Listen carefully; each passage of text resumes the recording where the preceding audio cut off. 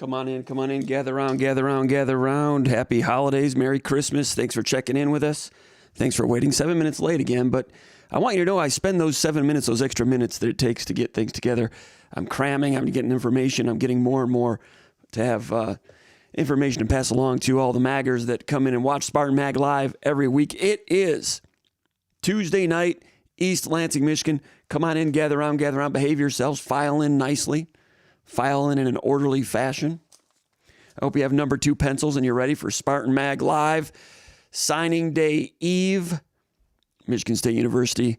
Second time we've seen signing day in the Mel Tucker era. First time that Mel Tucker's had a chance to recruit face-to-face, and it's been an eventful signing campaign for Michigan State this year heading into signing day 2021, December.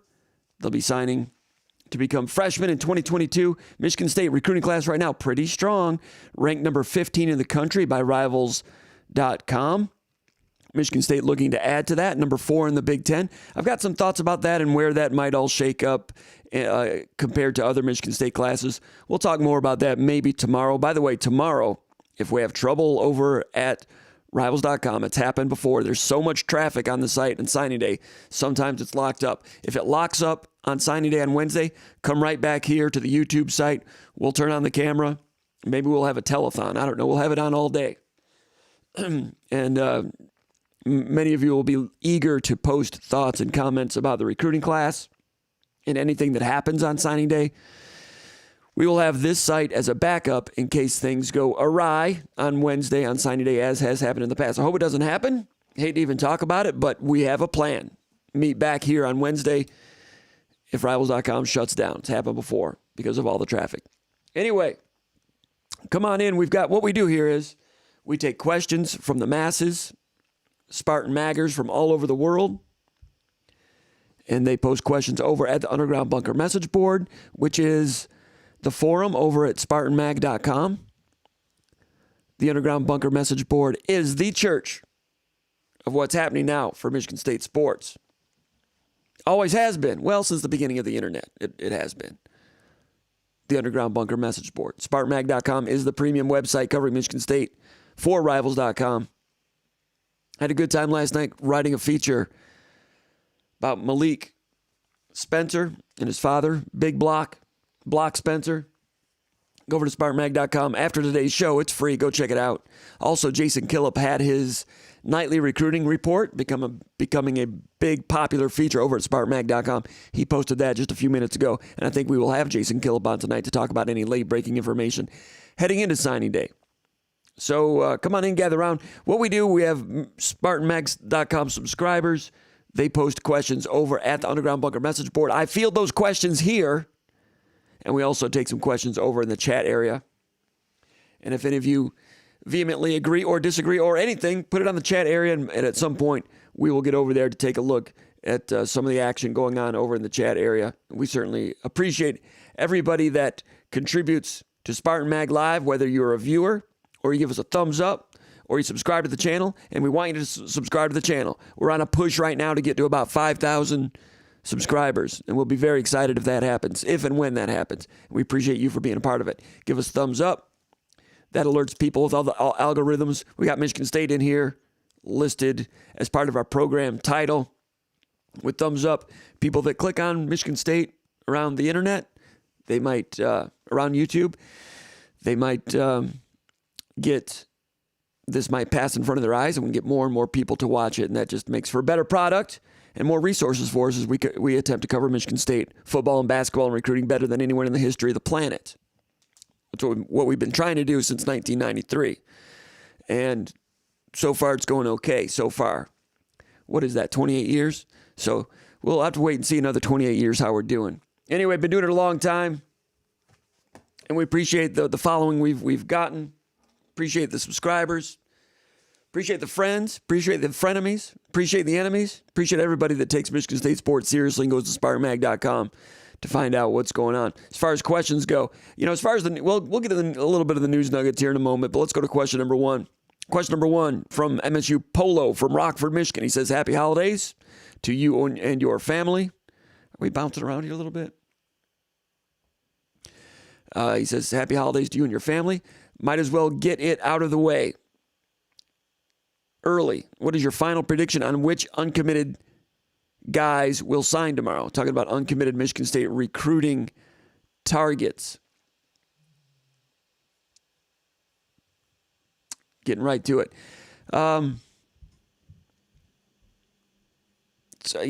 There's some big fish in there. We'll get to some of those in a minute. But Killip Coley, corner out of Warner Robins, Georgia, Houston County High School, formerly a Vanderbilt commitment, 3-star.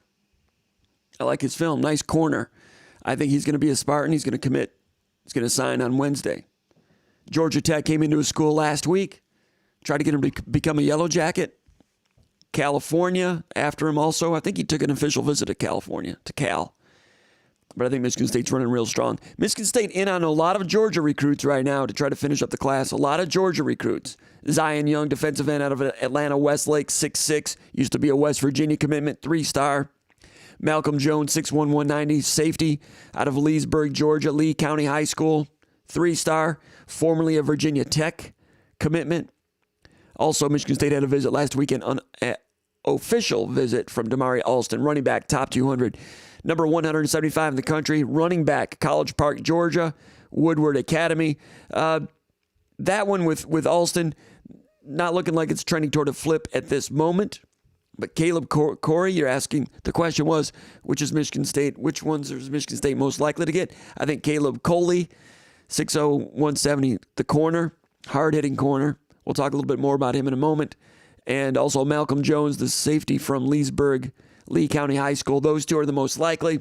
Michigan State is battling the Missouri Tigers for Zion Young, 6'6", defensive end. Atlanta Westlake had a great visit to Michigan State 2 weekends ago.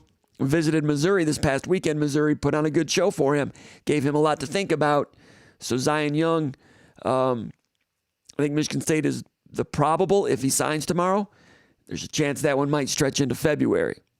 The big fish, the big buck out there, big buck being a deer hunting term. Keontae Goodwin, 6'8", 305, Charlestown, Indiana. Almost a 5-star. Michigan State hasn't had a 5-star in a long time. Who's the last 5-star? I'd have to look that up. In terms of a Rivals.com 5-star. I don't think Will Golston was. Was Malik McDowell? Can't remember. I don't know if they had 5-star. I don't know if 5-star was a grading system back when TJ Duckett signed and Charles Rogers signed. People were just like 6.1 blue chips. I don't think 5-stars had come around at that point yet. Keontae Goodwin, almost a 5-star, number 29 player in the country, I think he is. 6'8", 305, gigantic offensive tackle, moves well. He's been committed to Kentucky for a long time. Kentucky is battling and scraping to hold on to him. Michigan State's been in there quite strongly for a number of months. Had an official visit with him this past weekend, so Michigan State got to bat last. Texas A&M has also made a run. So Texas A&M is coming in strong also. So we will see how Michigan State does in the elephant hunting category. Midwestern guy, Goodwin ranked the number 1 offensive line prospect in the Midwest by Rivals.com. So that's the one that Michigan State fans over at SpartanMag.com he's the guy that they're watching closely, and that's an interesting one. Armani Winfield, Michigan State was looking really good for him for a long time. Now Baylor's come on strong. Visited Baylor last week, and Armani Winfield is a 4-star wide receiver, 6'2", 185, wide receiver, Louisville, Texas. Good takeoff speed. Interesting prospect. With his highlights, you don't get a chance to see that. I've not watched like every single singular game that he played for Louisville High School, but you don't see a lot in terms of dig routes over the middle. You don't see the footwork on route running and those type of things. But certainly has that takeoff quickness. Nice hands. So those are some of the key ones as Michigan State is coming down the stretch, trying to add to a class that's ranked number 15 in the country right now. I think there's 19 commitments, 20 if you count Holloway, the basketball commitment. There'll be 20 or 21 by noon tomorrow, I'm expecting, with Caleb Coley and Malcolm Jones. And then from there, we'll have to wait and see on Goodwin. Have to wait and see on Zion Young. So really, really nicely ranked class. In terms of number 4-stars, I think there might be 4 4-stars in this class. Usually it takes about 7 or 8 4-stars to have a top 20 class, to have a top 15 class. This year things are a little bit different, it seems. Some of the power programs are waiting for their turn at bat with some of these other recruits. Also, there's a lot of power programs that have not had deep classes yet because people are saving scholarships for the portal. And it's kind of throwing the recruiting rankings askew a little bit. JJ Huddle saying Malik McDowell was the last 5-star. I think you're right. Malik McDowell had a really nice start to his career at Michigan State. Then he fogged out in 2016 badly. Fogged out in the NFL badly for a while. But then made a nice little comeback back in the NFL this year, and he's stuck. Seems to have matured quite a bit. There's never been a question about Malik McDowell and his physical ability. Glad to see that young man he's not a young man anymore, but glad to see he got a lot of it straightened out, and he's playing as a pro right now. Hopefully he's a good teammate at this point. I understand he is. 2016 was not his best moment, and he had poor moments after that, but he's rebounded, so good for him. All right, Michigan State. As far as other things going on today, we found out that Shannon Blair, the corner from Knoxville, Tennessee, not going to be a part of this recruiting class. I hinted at that a little bit last year on this program, this particular program, this one right here that you're watching right now, last week's version. On Thursday, I said there's a chance you might see him take a visit elsewhere. I'm pretty sure I said that. And I was talking with him a little bit last week, trying to find out a little bit because I heard a couple things. And then today, Shannon revealed that he will not be part of the class. Now, he had already taken an official visit to Michigan State last June, so the fact that he was not on campus for an official last weekend was not a big deal because he'd already taken an official, but if he was going to be part of this class, he probably would have been here on an unofficial with the other guys. But that was Michigan State's decision. He was injured this year. Whether or not that had anything to do with it, possibly. Travaris Tillman was the cornerback position previously. He moves on, so when coaches move on, that can reshuffle the evaluations a little bit in terms of what coaches feel about certain players. And Michigan State has, in the war room, kind of moved on from him, at least based on their actions in the corners they've been recruiting, seems to be moved on a little while ago. Anyway, so that creates some more room, and they go after this guy, Killip Coley, 6 feet, 170, Warner Robins, Georgia, Houston County, the guy that was previously committed to Vanderbilt, 6 feet, 170. I like this guy, Killip Coley. I like him. Coaches do too. That's more important than my opinion, but I like him. Some of you that have been SpartanMag.com subscribers for a long time, some of you are curious about my opinion. Some of you don't care, and that's fine. It's a free country. You can whatever you want, but appreciate those that have an opinion one way or another. But I like this guy. Was really watching his film closely today. Hard-hitting corner. You know how Mel Tucker talks about the importance of having corners that are physical to take on blocks and set the edge or to play the run. He always talks about your wide receiver blocking and your corners on defense. They set the tone as to how physical your whole team is going to be. You have to be strong out there in the edge, especially with the number of there's always been outside runs in football, but with jet sweeps today, even more. And RPOs and everything. Corners have always been important, but playing with physicality, being a complete corner, not just a cover corner. Very important to Harlan Barnett and Mel Tucker. This guy's physical at 6 feet 170. Reminds me of Josiah Scott a little bit. Josiah Scott was not the biggest guy. He's in the NFL now, isn't he? 6 feet. And Josiah was physical out there at the corner position. Killip Coley reminds me of that a little bit. Hard hitting. Hip turn is real smooth with good burst to go with it. I like the way he can get low and take on the run with force. That's the part that reminds me of Josiah Scott. A lot of times you're bringing a high school corner into college. Taking on the run is something that's a little bit foreign to them a little bit. Getting them to get low and take on people, physicality low. That has to be taught a lot of times. This guy is ahead of the grade in that area. He's already doing it. You can see he's well coached there at Houston County High School. The back pedal is fast, smooth. When he's in cover 3, the back pedal is really fast. And he's not like all over the place to try to get there. He gets back there quickly in his back pedal, and he stays together. He stays smooth while doing it. That looks real nice when he's playing cover 3. Good quickness to break on the ball for an interception in cover 3 if you look at his highlights over at Huddle. So I like Killip Coley. I like that guy. As a prospect, Vanderbilt had a good one, but he got away. I think he's going to get away. I think he's going to commit to Michigan State, sign with Michigan State signing day on Wednesday.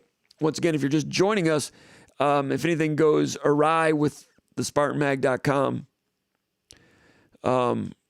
website tomorrow, if it gets all jumbled up, we're bouncing around here a little bit, aren't we? We're going to have to move that camera to another location, maybe tomorrow or next week. But anyway, if there are problems, come back here. If there's problems at SpartanMag.com, Rivals.com, if it gets bogged down, come back here. We'll open up the mics, the phone lines. We'll have a party over here and let everybody sound off in that way. So I think the camera is a little more bouncy. I've got a different camera here, but it's bouncier. I'm going to have to get it off of that and put it on this other thing. We learn as we go, people. It's a little bit primitive. It's a little bit Wayne's World. We don't care. We're not trying to be fancy. We're just trying to inform the people. SpartanMag.com, if you're not familiar, is a news organization. Been covering Michigan State sports since about 1990. I've been with them since about 1991. Back when it was Spartan Magazine, a print publication, giving way to the magic of the internet over the years. Eric M. checking in first with a Go Green. Craig Go Green says, what's up, Counts? First time Craig Go Green's been in the starting lineup. He's been working on his jumper. He's ready to go. Hayden Vischer, howdy. Hayden Vischer's an old, venerable, stalwart, venerable, multi-year letter winner. Hayden Vischer. 'Twas the night before signing day. Big Will in the house. Matthew Johnson, Spartan Mag Live. Better than studying for finals. Matthew Johnson, don't let us negatively affect your grade point average. Get back to studying finals in a few minutes. Matthew, what's your major? What are you studying tonight? What do you have finals in tomorrow? Tomorrow is Wednesday. Wednesday was always a heavy finals day, right? Tuesday and Wednesday, it kind of dissipates toward the end of the week. I've told you guys about back when Michigan State was in trimesters, around December 9th or 10th was when we would finish up. And I've told you about the time I was walking down that sidewalk over there by Breslin, walking home over to Beale Street after a final exam, and that bird. Remember I told you about that one? Maybe I'll save that one for some other time. Maybe some other time. I've told you that one before. Happy holidays, everybody. SpartanMag.com, the starting five. We've got Eric M. Eric M's running the point. Craig Go Green, first time in the starting lineup over the 2 guard. Hayden Vischer, he's the go-to scorer at the 3 on the left wing. Coming off the down screen curl, catch and shoot. He's a threat. Big Will's in the middle, the 5, and Matthew Johnson should be studying for exams, but instead he's our stretch 4 tonight. Anyway, we got Shadnoy with us tonight. Lynn Shadnoy, once upon a time the greatest running back in Michigan State history. Now, well, it's Lorenzo White, right? Le'Veon Bell. Kenneth Walker III is right in there. Kenneth Walker III, congratulations to him. Walter Camp, Player of the Year, AP First-Team All-American, should have been one of the 5 in New York. I'm not saying he should have won the Heisman, but he should have been one of the 5. It's not the Heisman people's fault. Although you'd like to see them take a little ownership of the deal and say, okay, these people are too stupid to understand and they didn't vote for this guy enough. We're going to bring him anyway. I don't know if they revealed all the vote scoring or not, but they try to look for a place where there was a break in the votes. But like I said all last week, there's a lot of stupid people voting for the Heisman, a lot of stupid people with Heisman votes. So I'm not surprised that they were duped out of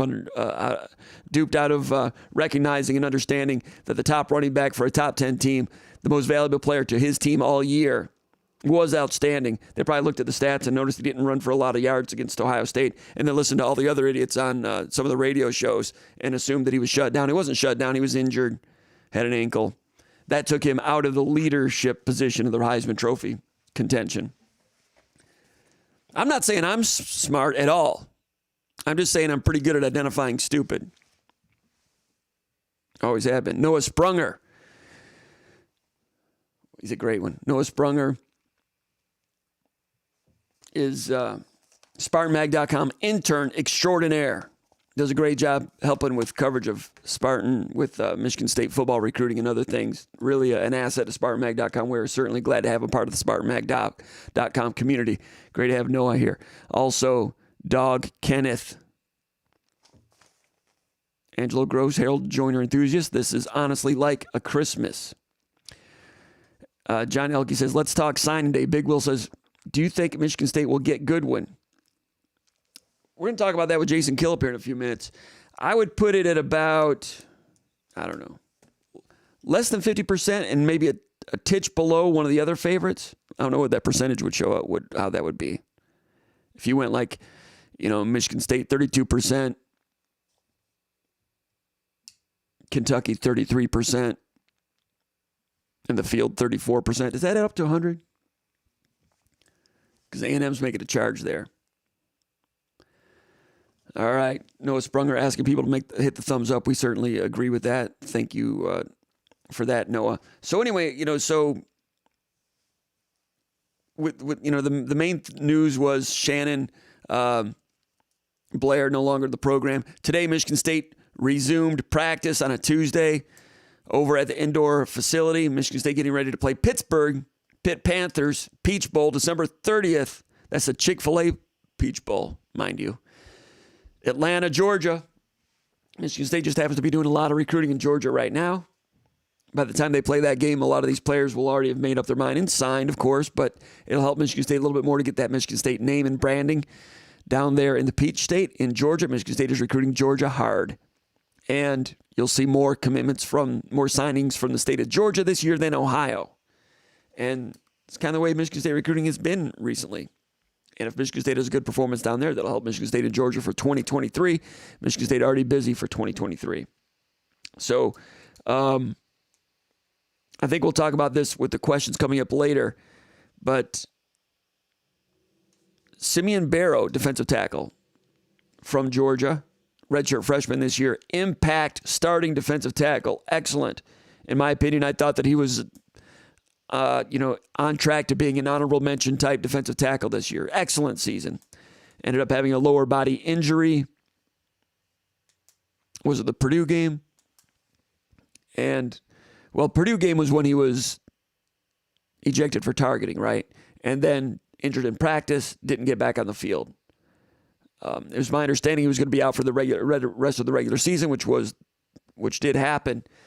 I heard it was a type of injury that was going to take a while, a little bit longer than the bowl game, but I can't remember what I said about that. People on the Underground Bunker message board were saying that I mentioned that he was going to be out for the bowl game. And if that's what you heard, okay, maybe I did say that. But I was surprised to see that he was out there in the practice field today. It's good for him, good for Michigan State. You get him back up near 100%.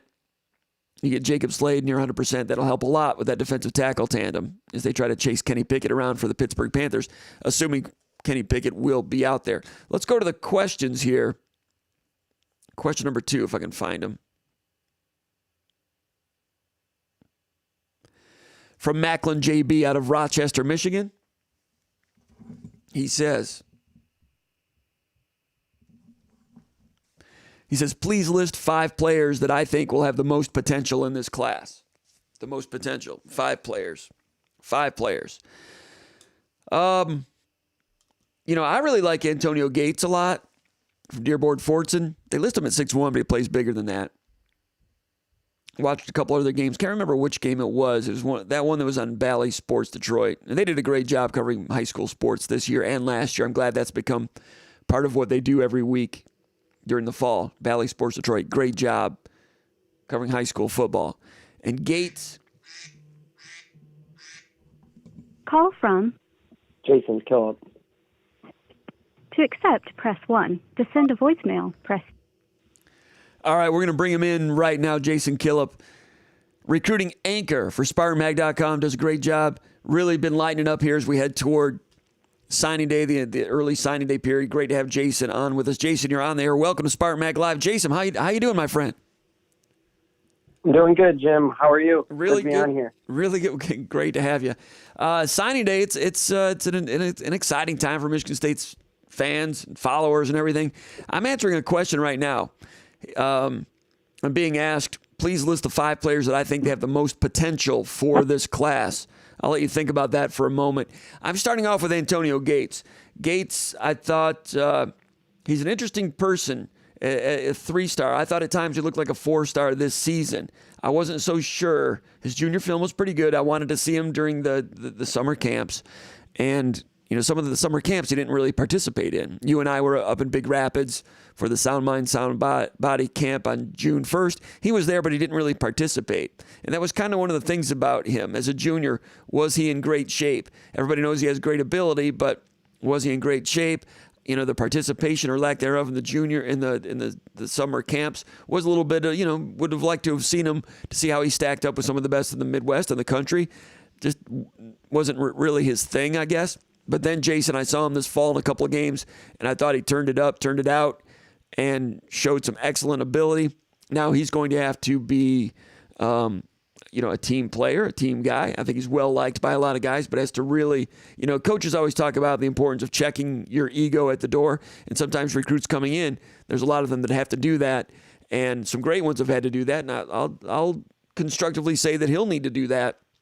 So I think the question is the most potential in this class. I think Antonio Gates has great potential. And he's got to check that ego. He's got to get to work. He's got to bite down. And I'll be interested to see what he can do at the college level if and when he totally commits to an off-season workout regimen, the weight training, the conditioning, the nutrition. I think there's a chance that his ceiling of potential could be outstanding. 3-star right now, which I agree with. Maybe 4-star here and there. Definitely 4-star potential on that guy. I'll talk about some others. Your thoughts on Antonio Gates, and who are some players that come to mind in terms of your picks for the best potential in this class? And then we'll talk about some of the unsigned recruits here in a moment. But the P word, potential. Jason Killip, your thoughts? When it comes to potential, I think the obvious name on the list is Katin Hauser. Yep. For sure, he's got a extreme potential. Plays for one of the top high school teams in the country, and it's just all there for him. And another one for potential, I think Jaden Mangum has a lot of potential. He's got a long frame. Once he can put on some muscle and build into it, I think he'll be a rangy athlete in the defensive backfield for sure. I had both of those guys on my list as well.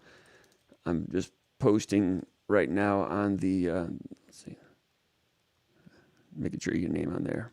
All right. I had those same guys.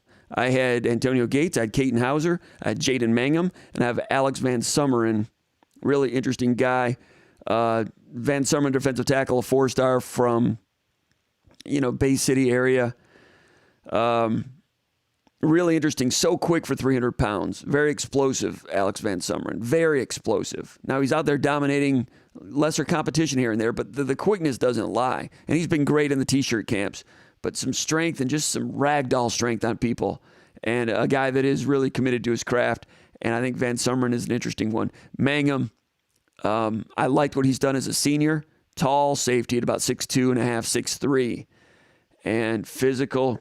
And all the ball skills to go with it. He was a highly ranked wide receiver prospect before he decided to focus on the safety position. Can turn his hips, accelerate, physical, smart. Mangum has a lot of potential. Katin Hauser, the quarterbacks are always a big part of any recruiting class. And, I always say that you don't necessarily recruit a quarterback. Well, you do recruit a quarterback, but you recruit a competition. Michigan State this year had a competition with Rousseau and Thorne.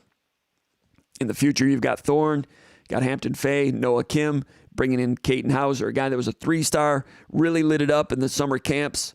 This summer became a 4-star and deservedly so. Over there at Bosco Prep in California, one of the top 10 programs in the country.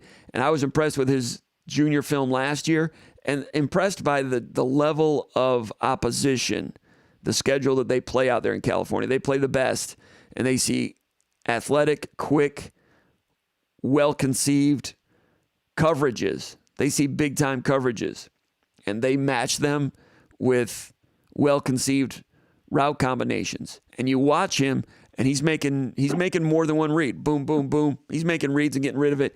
And then the throwing at the T-shirt camps. I mean, he's a trick shot artist with some of the throws he can make. Zip, accuracy, everything, and that shows itself in some of these games. In the fall, mobility. Watched their game in the regular season against Mater Dei, and I thought he was excellent. I thought he did some big time things, and all of the 4-star potential that you read about. And that doesn't guarantee he'll play like a 4-star in college. I mean, we're seeing quarterbacks all over the country in the transfer portal this week. It's part of the name of the game for quarterbacks. You recruit a competition.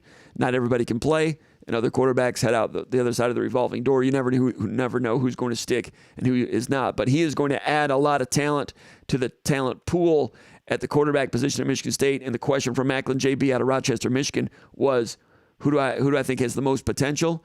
That guy as a quarterback has the potential to to be something. Sometimes quarterbacks don't end up starting.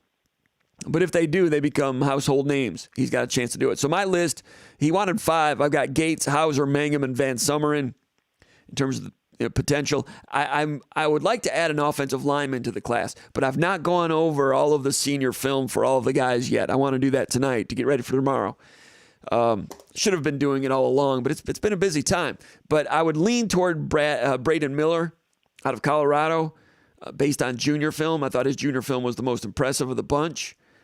Lepo, the kid from West Michigan, has improved also, and I think he will come in one of these other questions that we get to a little bit later. So I'm going to go with those 4 with potential. Dylan Tatum's a 4-star. He's got speed, but he's got to learn to play on the defensive side of the ball. That's still going to be, he's kind of a project on the defensive side of the ball. Good kid, though, a lot of ability. Hey, Jason, let's shift gears here a little bit and talk about what everybody wants to hear about. And that is, yeah, go ahead.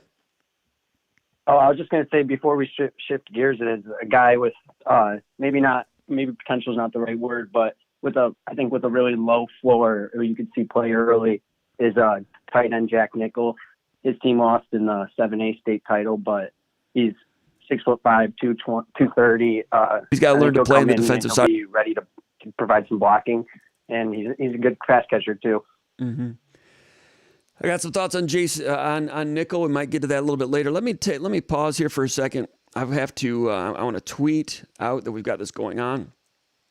While I do that, why don't you tell me a little bit about Keontae Goodwin? Everybody wants to hear about Goodwin, the 4-star, almost 5-star offensive lineman from Indiana, Charlestown, Indiana.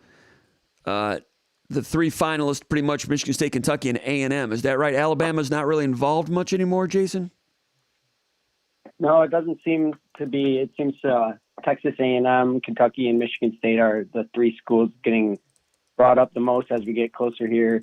And I've been talking to some Kentucky insiders for the Rivals site, Justin Rowland and people like that. And it sounds like the optimism in Lexington is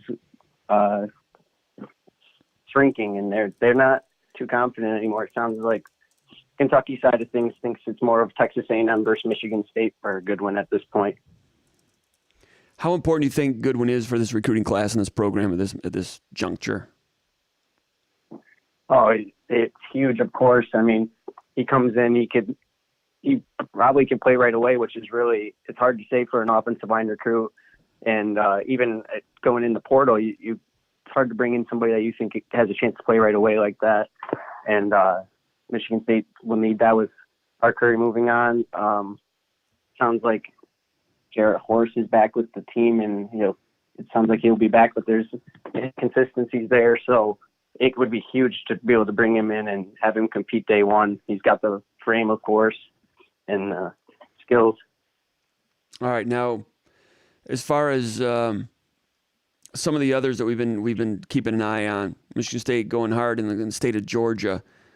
3 or 4 of them that Michigan State is still going after as we watch film right now of Keontae Goodwin going against, it was Popeye Williams, I think. Was that his name, Popeye Williams, a defensive end Michigan State was recruiting earlier in the summer.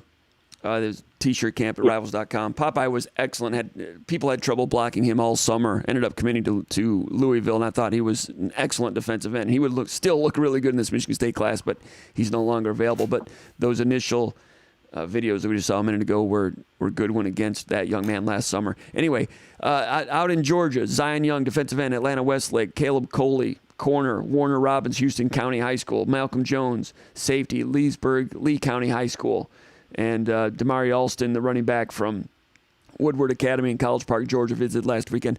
That's 4 Georgia kids that Michigan State's been trying to reel in down the stretch here. I mentioned Caleb Coley earlier. You'd spoken with me earlier today, or we'd been in conversation. Looks like Caleb Coley might be headed to the Spartans. Is that what you're still hearing, Jason? Yep. Sounds like he'll be heading to Michigan State, and there's not much competition there. He didn't get much school.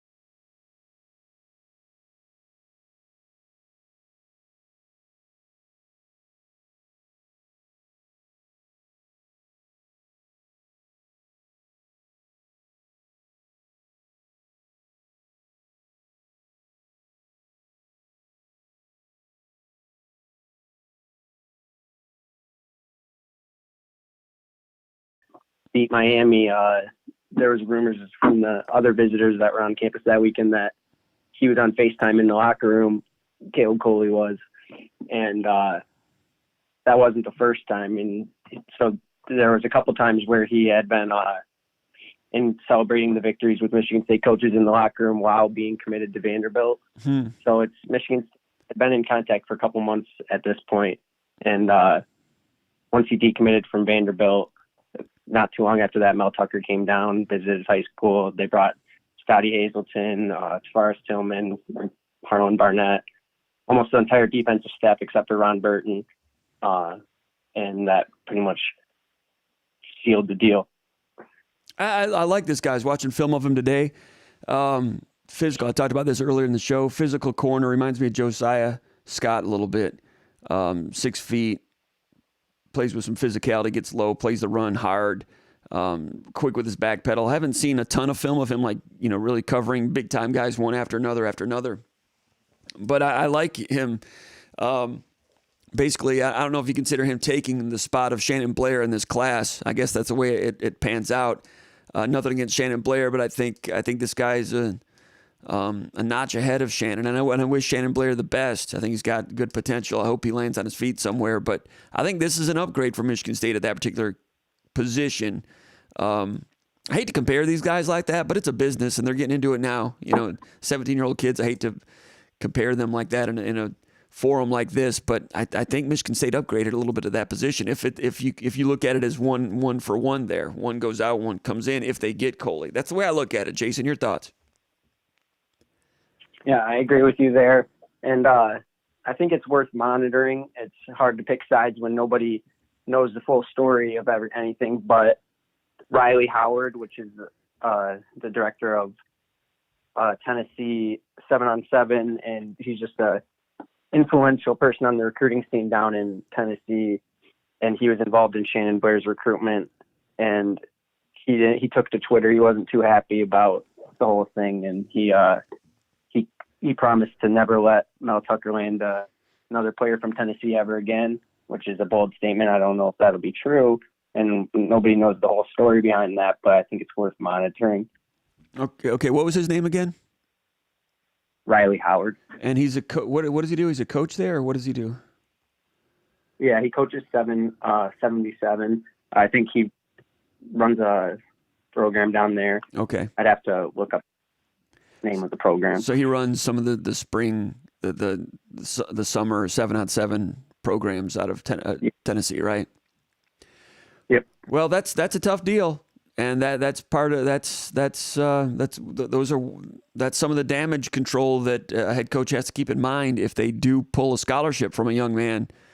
And I talked to Shannon Blair a little bit last week.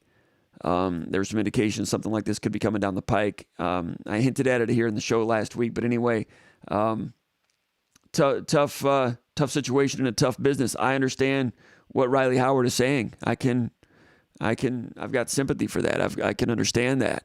And so I'm sure he has some power in the state of Tennessee. But whether that ends up hurting Michigan State in the future in that state, we'll have to wait and see. Those are things a coach has to take into consideration, and that's part of the deal when you offer early scholarships, which is the way the game is done these days. You offer scholarships when they're juniors, they go out, whether they get injured or they don't perform real well as a senior or both. When you backtrack from that, it can hurt some feelings, and it's unethical. That's the way it was always seen in the old days. Nowadays, the game has changed a little bit, quite a bit.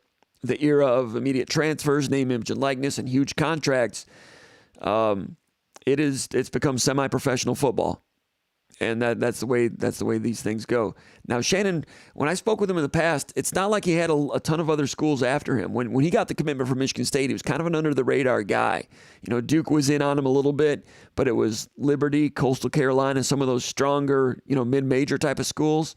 So now that Michigan State withdrew from him, he'll probably have to extend it into February and see what's out there. Now, Jason, I've talked about this with Paul Konendijk a little bit. He's heard this from high school coaches around the country that, there's a lot of good recruits out there that high school coaches believe would have been Power 5 recruits in the past, but they're not landing with Power 5 programs now because so many Power 5 programs are saving scholarships for the transfer portal. And at the other end of that, I heard Old Dominion University's coach on the Rick Neuheisel show, whatever it's called on Sirius, Full Ride I think it's called. They were speaking with him last week, and the Old Dominion coach was saying that he has a chance to sign and recruit more 3-star players than he ever has before. So some of those 3-stars are filtering down to the mid-major levels, while Power 5s are clearing room for the transfer portal.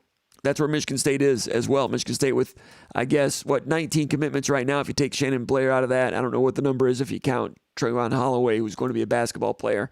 But after a couple more tomorrow, I'm thinking they come out of signing day with 22 or so. Your thoughts about that, the whole ethical question there and what Riley Howard had to say, and the constant tug of war for those valuable scholarship slots for these programs with so much pressure on them. Yeah, definitely. The transfer portal puts a lot of pressure on roster spots in college coaches, and it trickles down. I mean, I saw Indiana, I think they're taking, I don't have these numbers correct, but I think they're taking 11 portal players, and they only have just a couple commits in their class. And there's teams that are taking that approach more and more. I mean, Pittsburgh, they have 10 commits in their 2022 class right now. I'm not sure if they're on filling the last 10 spots with high school players, or if they're saving banking spots for the transfer portal too. But I know there's some teams that are taking that approach. And as far as like dropping scholarship offers and stuff, Michigan State, that's not something really you've seen in the past before, but it's happened across the country, and it's going to keep happening. Whether, I mean, it isn't moral, but it's just the nature where recruiting's at right now, for sure. You just hope that programs can get the word out to the player earlier than, a couple days before signing day. That's all you can ask. Give a kid a chance to take some more visits and open things back up. But I didn't realize that about Indiana. They only have 2 commitments right now. Oh, I'd have to. I'll look it up. I'll look it up right now. But that's.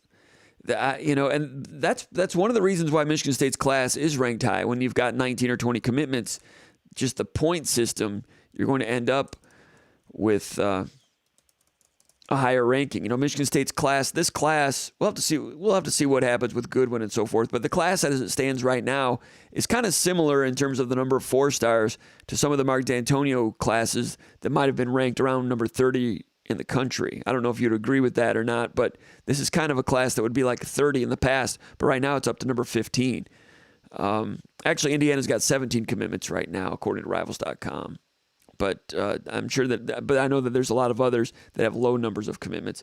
But if you thought about this class in terms of comparing it to other recent classes of Michigan State, although it's ranked number 15, I don't think it really stands out as being like a huge breakthrough, mega class with 10 4-star recruits. It's good, and it can get better on signing day, and they'll be looking to do more in the portal. But your thoughts about that comparison? It's kind of like a top 30 class. That's the way I look at it right now. And I could say, Jason, I could sit here and promote the fact that it's number 15 in the country and, wave flags and hit pots and pans and tell people, hey, subscribe to SpartanMag.com. Michigan State's got the best recruiting class in 20 years that they've had. Well, we've got all the coverage at SpartanMag, but I'm not going to do that. I'm going to call it like I see it. We're a news organization. We're not a promotional vehicle. We're not running a telethon here. So that's the way I see it. I think it's a good class, but I think Tucker can even do better than this.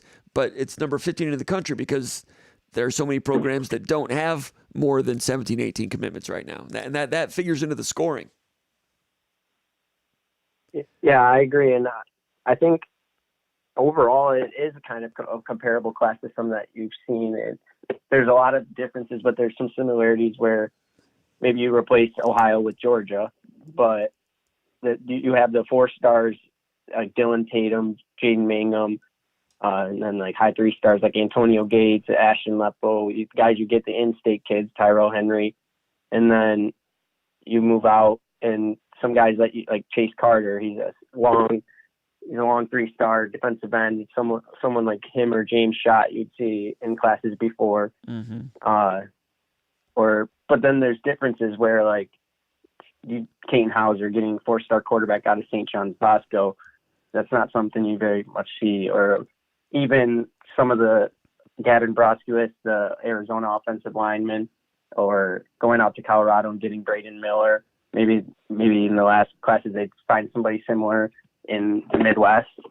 But I think overall, yeah, there is a lot of similarities, especially within the high 3-star, borderline 4-star type of category guys. All right. We've got personal sponsorship for tonight's program from Gene Riddenauer. Appreciate that from Gene. Thanks a lot, Gene. Gene says, love the show. Always appreciate your hard work. Thanks a lot, Gene. Appreciate that. And we certainly appreciate the hard work Jason puts in also. Also, personal sponsorship in the tip jar from the Untitled Beer Ranking Show. Appreciate him. And he's asking people to like and subscribe as well. Appreciate those two guys with their support of the program tonight. Thanks a lot, guys. Now, getting back to the people that are still uncommitted. We talked about Killip Coley. Let's talk about Zion Young now. 6'6" defensive end, Atlanta Westlake, formerly a West Virginia commitment. Georgia kid, 6'6" defensive end. What's the latest with Zion Young, Jason Killip? So the news with Zion Young is that he's going to be sticking to his original plan, and he's going to be signing tomorrow, which is good news for Michigan State because Florida had offered recently, and they wanted to get him down to campus and check out the new coaching staff. And he was actually at Missouri last weekend for an official visit, and Missouri offered around the same time as Michigan State. They were the only two reported offers that he posted on his Twitter during his commitment to West Virginia. So he ended up visiting both after he took an unofficial visit and an official visit to Michigan State. After those two visits to Michigan State, they definitely had a strong lead there, and I don't think that the other schools had enough time to make up for it with him signing tomorrow. I think that it will be good news for Michigan State. 6'6" defensive end. Interesting that the Florida Gators started coming out strong for this guy. Border school, Gainesville, and they couldn't get him on campus. Was it this past weekend, or was it he went to Missouri this past weekend, right? So did Florida try did Florida try to sway him from visiting Missouri? I think he already had the Missouri visit planned by the time he got the Florida offer and got in contact with Florida, and he stuck to that. But I know Florida was definitely trying to get him on campus, and if that took delaying his signing till February or if whatever it took, they wanted him to come down for sure. Wow. So I spoke with you earlier today, and there were some indications that that the Missouri presentation was so strong that he might even consider extending to February. There were some indications of that at the 11th hour a little bit, correct? Like into yesterday and earlier today, there were some thoughts about that? Yeah, up to this afternoon, they weren't sure what they were going to do. They're on the same page with picking Michigan State, but they just weren't sure if they were going to do it tomorrow or later on. But if it was later on, then it obviously gives him time to go visit Florida, and he was still taking visits. So, yeah, if it was up until today, they weren't sure. Position of need also at 6'6", 225. Looks to me like a guy that can still physically mature a little bit because, tall guys mature a little bit later. But he's got good closing quickness. He's got some strength. I think he'll grow into a guy that's, although he's tall, he'll be able to two-gap and play strong and change direction and converge sideline to sideline. I'm not sure he's a bend the hoop, turn the corner, edge rusher, pure edge rusher. They can work on that.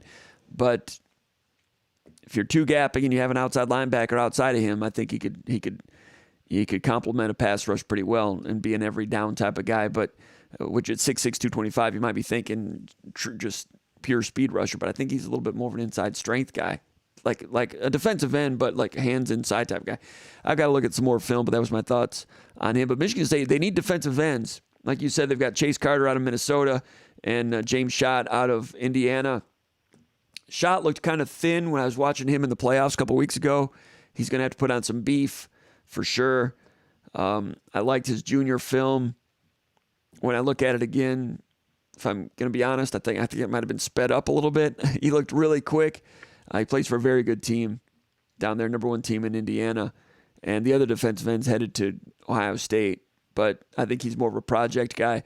But Michigan State needs defensive ends. Chris Bogle, in the portal from the Florida Gators, kind of a stand-up defensive end linebacker type of guy, could be someone who potentially could be a pass rush help next year. In terms of the transfer portal, you hearing anything on Chris Bogle, Florida Gators, Michigan State? He visited Michigan State 2 weeks ago, right? What's the latest? Yep. What's going on with Bogle? He visited Kentucky during the week last week. Information's been pretty quiet on him since after he left Michigan State. I've talked to his high school coach a couple times, and he was really feeling Michigan State after his visit. It seemed like it went very well. There was some possible chatter about a commitment, but as time went on, the optimism has gone downhill, and it sounds like he will either be staying at Florida or headed to Kentucky at this time. I don't like Michigan State's chances right now.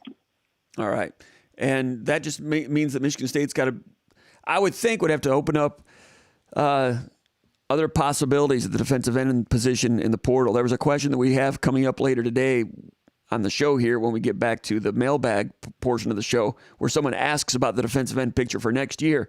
They're transferring a lot of talent, or they're graduating a lot of talent at defensive end.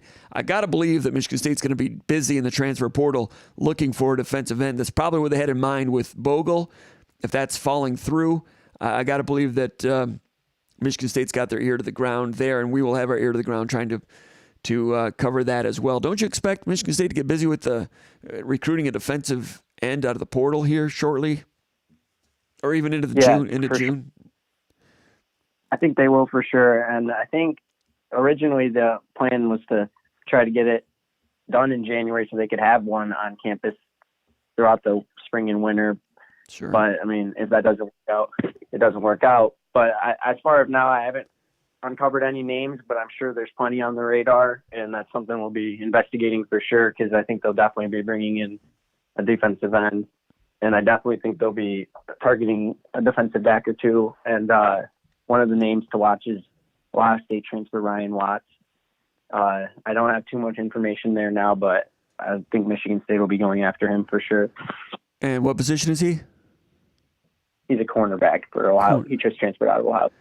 I thought you said corner. So, I mean, Michigan State is continuing to reshuffle there, the corner position. They're bringing back a lot of corners for next year, and I think they're going to do pretty well with this recruiting class in terms of high school kids, but interesting that they would show some interest in an Ohio State transfer at that position. Now, as far as other uncommitted 2022s, we already talked about Zion Young and Killip Coley. How about Malcolm Jones, 6'1", 190, safety, Leesburg, Georgia, Lee County High School, formerly committed to Virginia Tech. Malcolm Jones, what are the chances Michigan State reels him in? I'd say they're pretty high. He's up there with Killip Coley, and I don't think that there's too much competition there for him either. He decommitted from Virginia Tech, visited Michigan State, and then announced that he was going to be making a decision on Wednesday. He just decommitted just a couple weeks ago, or just in December. So he had the option to wait till February if he wanted to, and give some time, schools time to come in. But I think that when he decommitted from Virginia Tech, he already was looking at Michigan State, and the visit, he saw what he needed to see and become a Spartan. Malcolm Jones is his name, 6'1", 190. For Lee County this year went 11-2. Their only losses were to Buford and Warner Robins.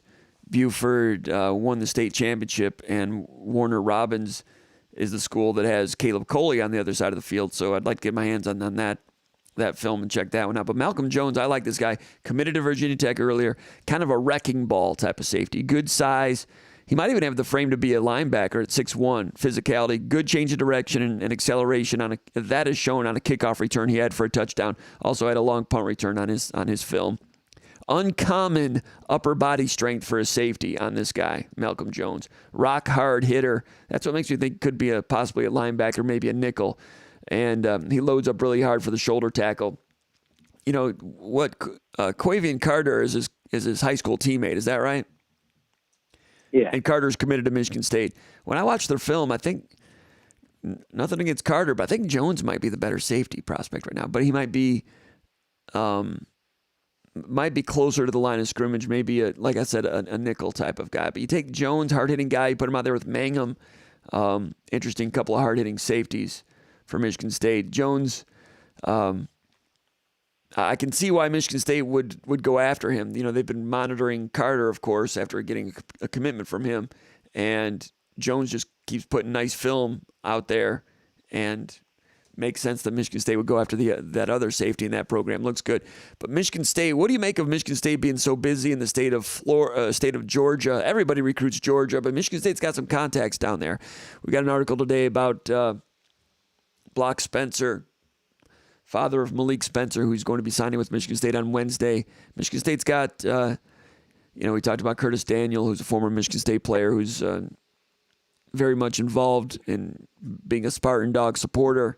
And he's friends with Block. Those two guys, they've got a lot of connections in Atlanta. Michigan State's got connections in Atlanta with Tucker and where he's recruited in the past for the Bulldogs. Michigan State is in position to be, everybody's trying to recruit Georgia.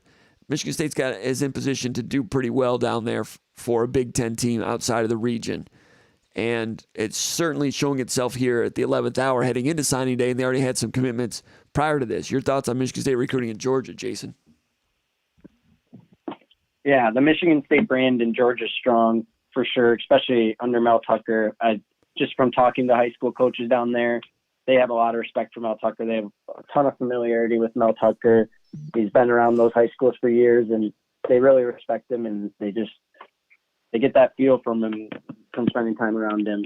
And as far as like the Michigan State brand, it's only going to grow when tomorrow at signing day at Lee County, they got two kids that will be putting on the Michigan State hat. And at Houston County, they have Killip who's going to have his Michigan State hat on, and they're going to track him throughout college. And those coaches very familiar with the Michigan State coaches from this process, just those kids. And it'll be big for the brand tomorrow on signing day, having all, even at Buford with Malik Spencer.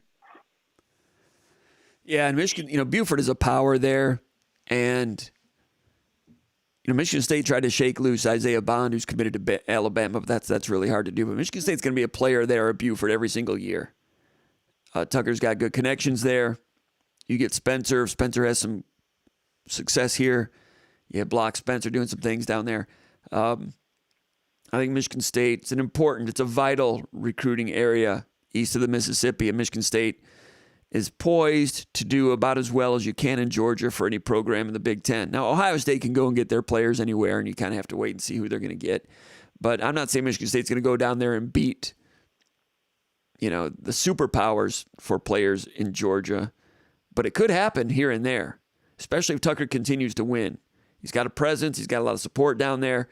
There's going to be a lot of players that will be interested in Michigan State. And Georgia recruiting is going to continue to be interesting for Michigan State. But keep an eye on Zion Young, Killip Coley, Malcolm Jones. Now, Damari Alston, that one's probably not going to happen, right? He's going to stick with Auburn, the top 200 running back. Yeah, he reaffirmed his commitment to Auburn. Okay. Before we move on, Armani Winfield, 4-star wide receiver, 6'2", 185 from Louisville, Texas. He visited Baylor last weekend. Now, a lot of us have been forecasting that Michigan State was in really good shape for Winfield, and that was increasingly the case heading down the stretch into the month of December. But all of a sudden, Baylor's gotten in there, correct? And that one, what are you seeing on Armani Winfield, the 4-star wide receiver from Texas? Yeah, I definitely was hearing that Michigan State had a big lead after the in-home visit with Mel Tucker, and it was looking really good for Michigan State after that. But Baylor got the chance to get him on campus over the weekend for an official visit, and things have switched there. Winfield hasn't been much of a talker to reporters, but even his high school coaches have gone cold, silent the last 24 hours. They aren't taking any questions. They really buttoned down, and it'll be up until he announces, until I think anyone truly knows. I don't think that they're as optimistic in East Lansing as they were a week ago.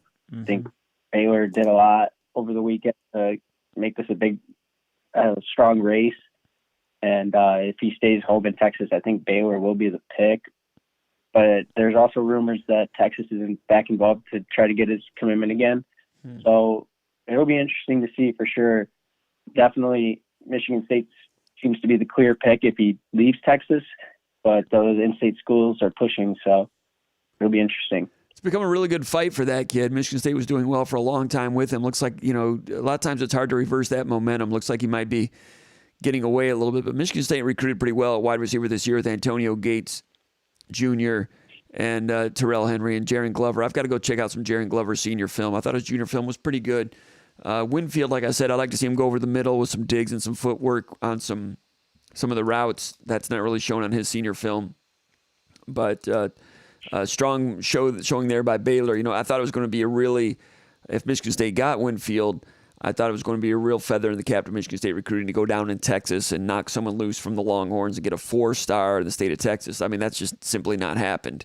So, decreasing possibilities of that as we head towards signing day. Go to SpartanMag.com if you're watching this on Wednesday.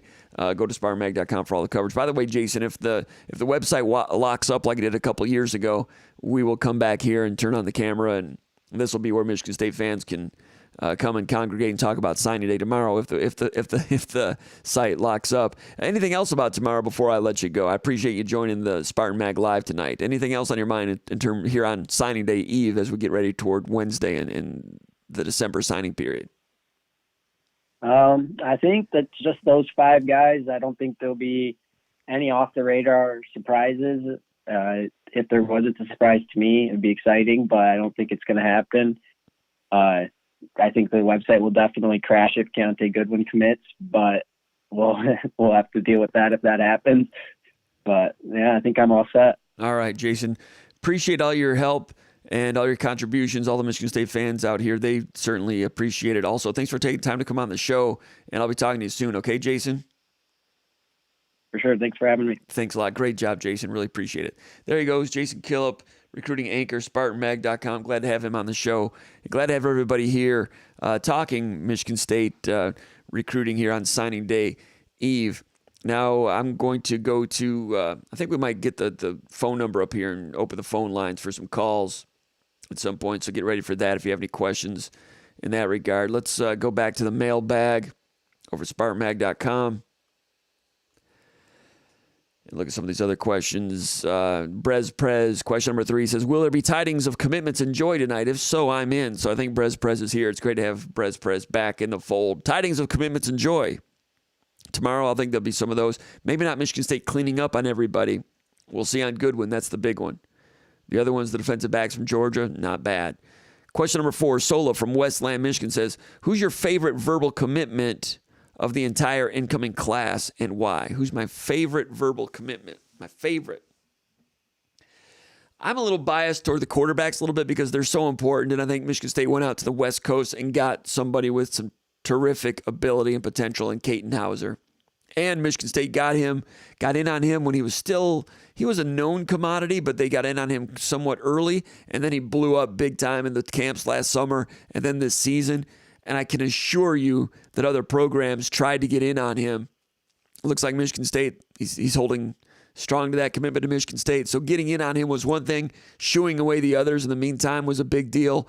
I think that he is a dynamic type of talent. I think he processes things quickly. I think he's creative. He's got some mobility, strong arm, accurate, all those things. He's played in big-time games, made big-time reads against big-time defenses.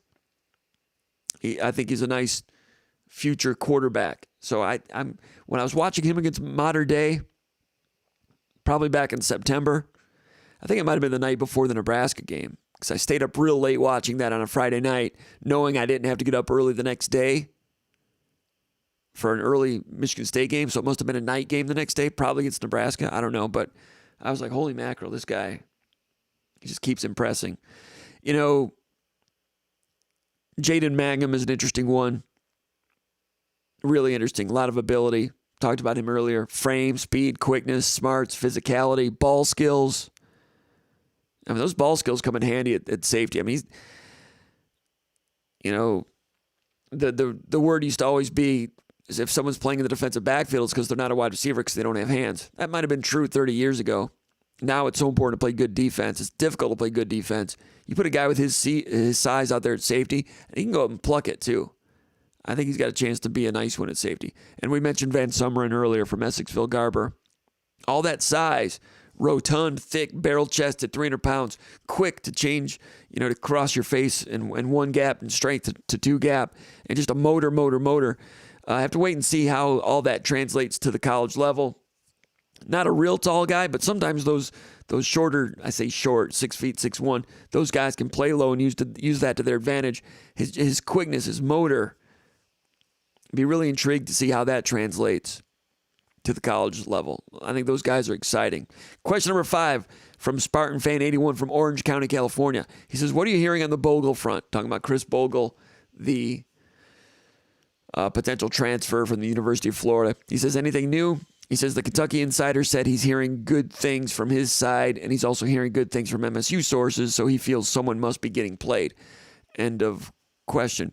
We just talked to Jason Killip about that, and he believes that Michigan State's chances with Bogle have been diminishing. Visited Michigan State 2 weeks ago, loved it. We were on commitment watch there a little bit, went back home. Kentucky got in there a little bit, and then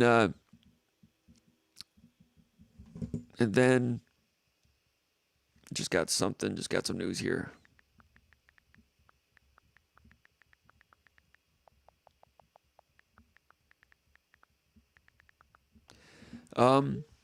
Now, Florida was going to try to keep him once they hired Napier as the new head coach. I heard that, and not surprised that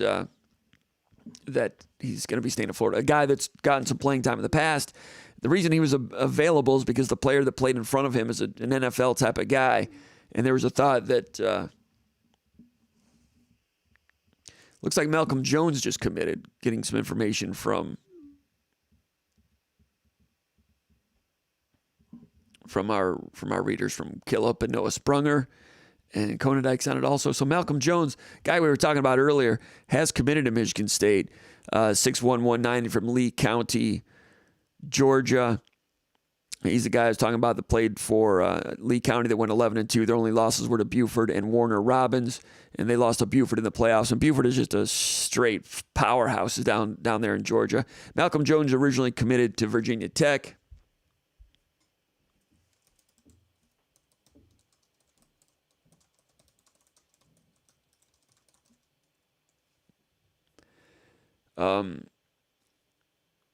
Quavian Carter is a guy that's been committed to Michigan State for a long time at that same high school.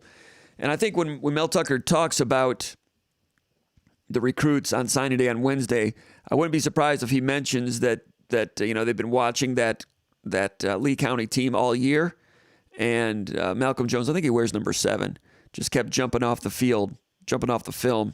Michigan State got in there, knocked him loose from his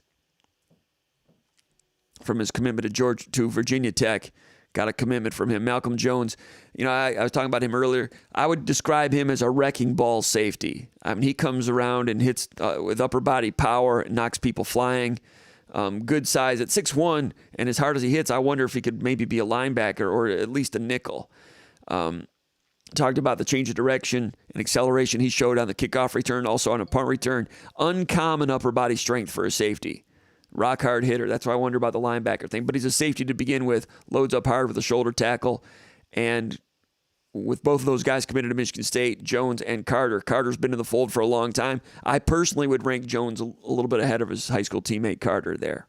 And I was looking for their film today, and I probably looked at 20 or 30 snaps, and I never saw those two guys on the field at the same time unless I was missing something. I know he's 7 and Carter's 11, but anyway, Jones, he's along the lines of like an A.J. Kirk. Last year Michigan State got Kirk, and I thought Kirk had tremendous high school film. Didn't see him on the field this year. Had to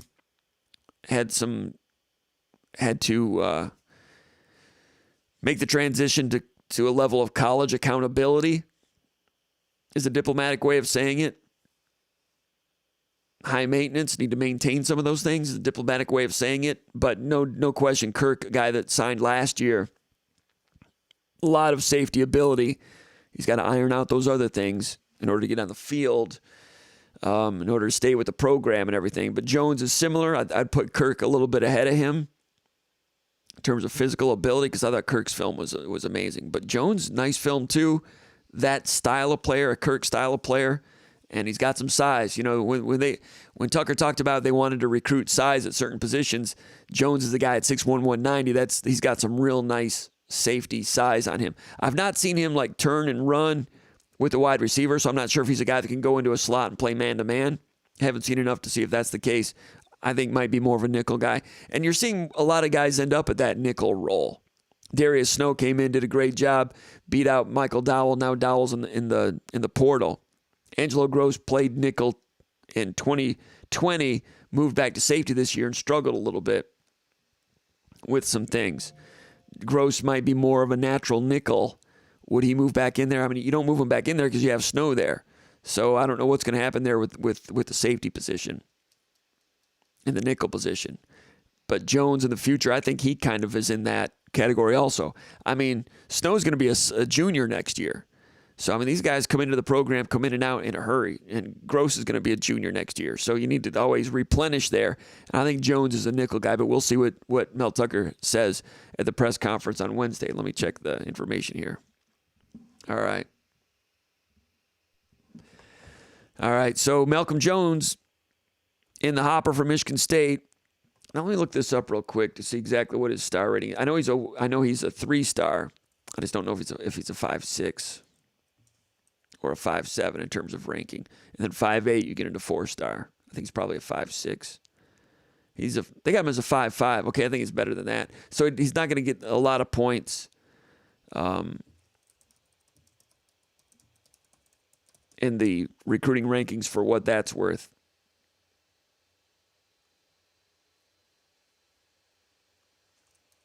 Let's look to see what. All right. I'm just curious what Michigan State lost in terms of Shannon Blair. Shannon Blair was a 5.6. So in terms of the rankings, and what's Coley? I'm just wondering about these for all the not that it matters a whole lot. I feel like election night or something. I'm looking at numbers. I'm just curious what's going to happen here. Caleb Coley's a 5.6. So Coley's a 5.6 and Blair was a 5.6. So that's a wash in terms of recruiting rankings. But Coley, I think, is a step up, like we talked about earlier. So big news for Michigan State. Malcolm Jones, we think there'll be more as we head towards signing day. Expecting fellow Georgian Caleb Coley, 6'1", 170 from Warner Robins, Houston County. Expecting him to commit to Michigan State tomorrow also. That would help out the class. And everybody's going to be watching Zion Young, the defensive end from Atlanta Westlake. Armani Winfield, the 4-star wide receiver from Texas. And Keontae Goodwin, the big-time #1 offensive lineman in the Midwest. It's Michigan State, Kentucky, Texas A&M as Texas tries to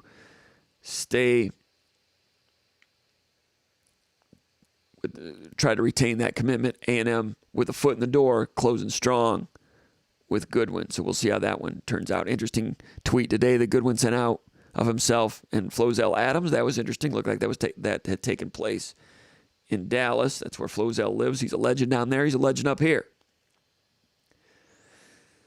Back to the mailbag, one more. Spefton from East Lansing says, every recruiting class has a sleeper or two. Who do you think might emerge as this class's sleeper? Sleeper being a non-highly ranked player who emerges as a key playmaker down the line. That's the end of that question. Sleeper.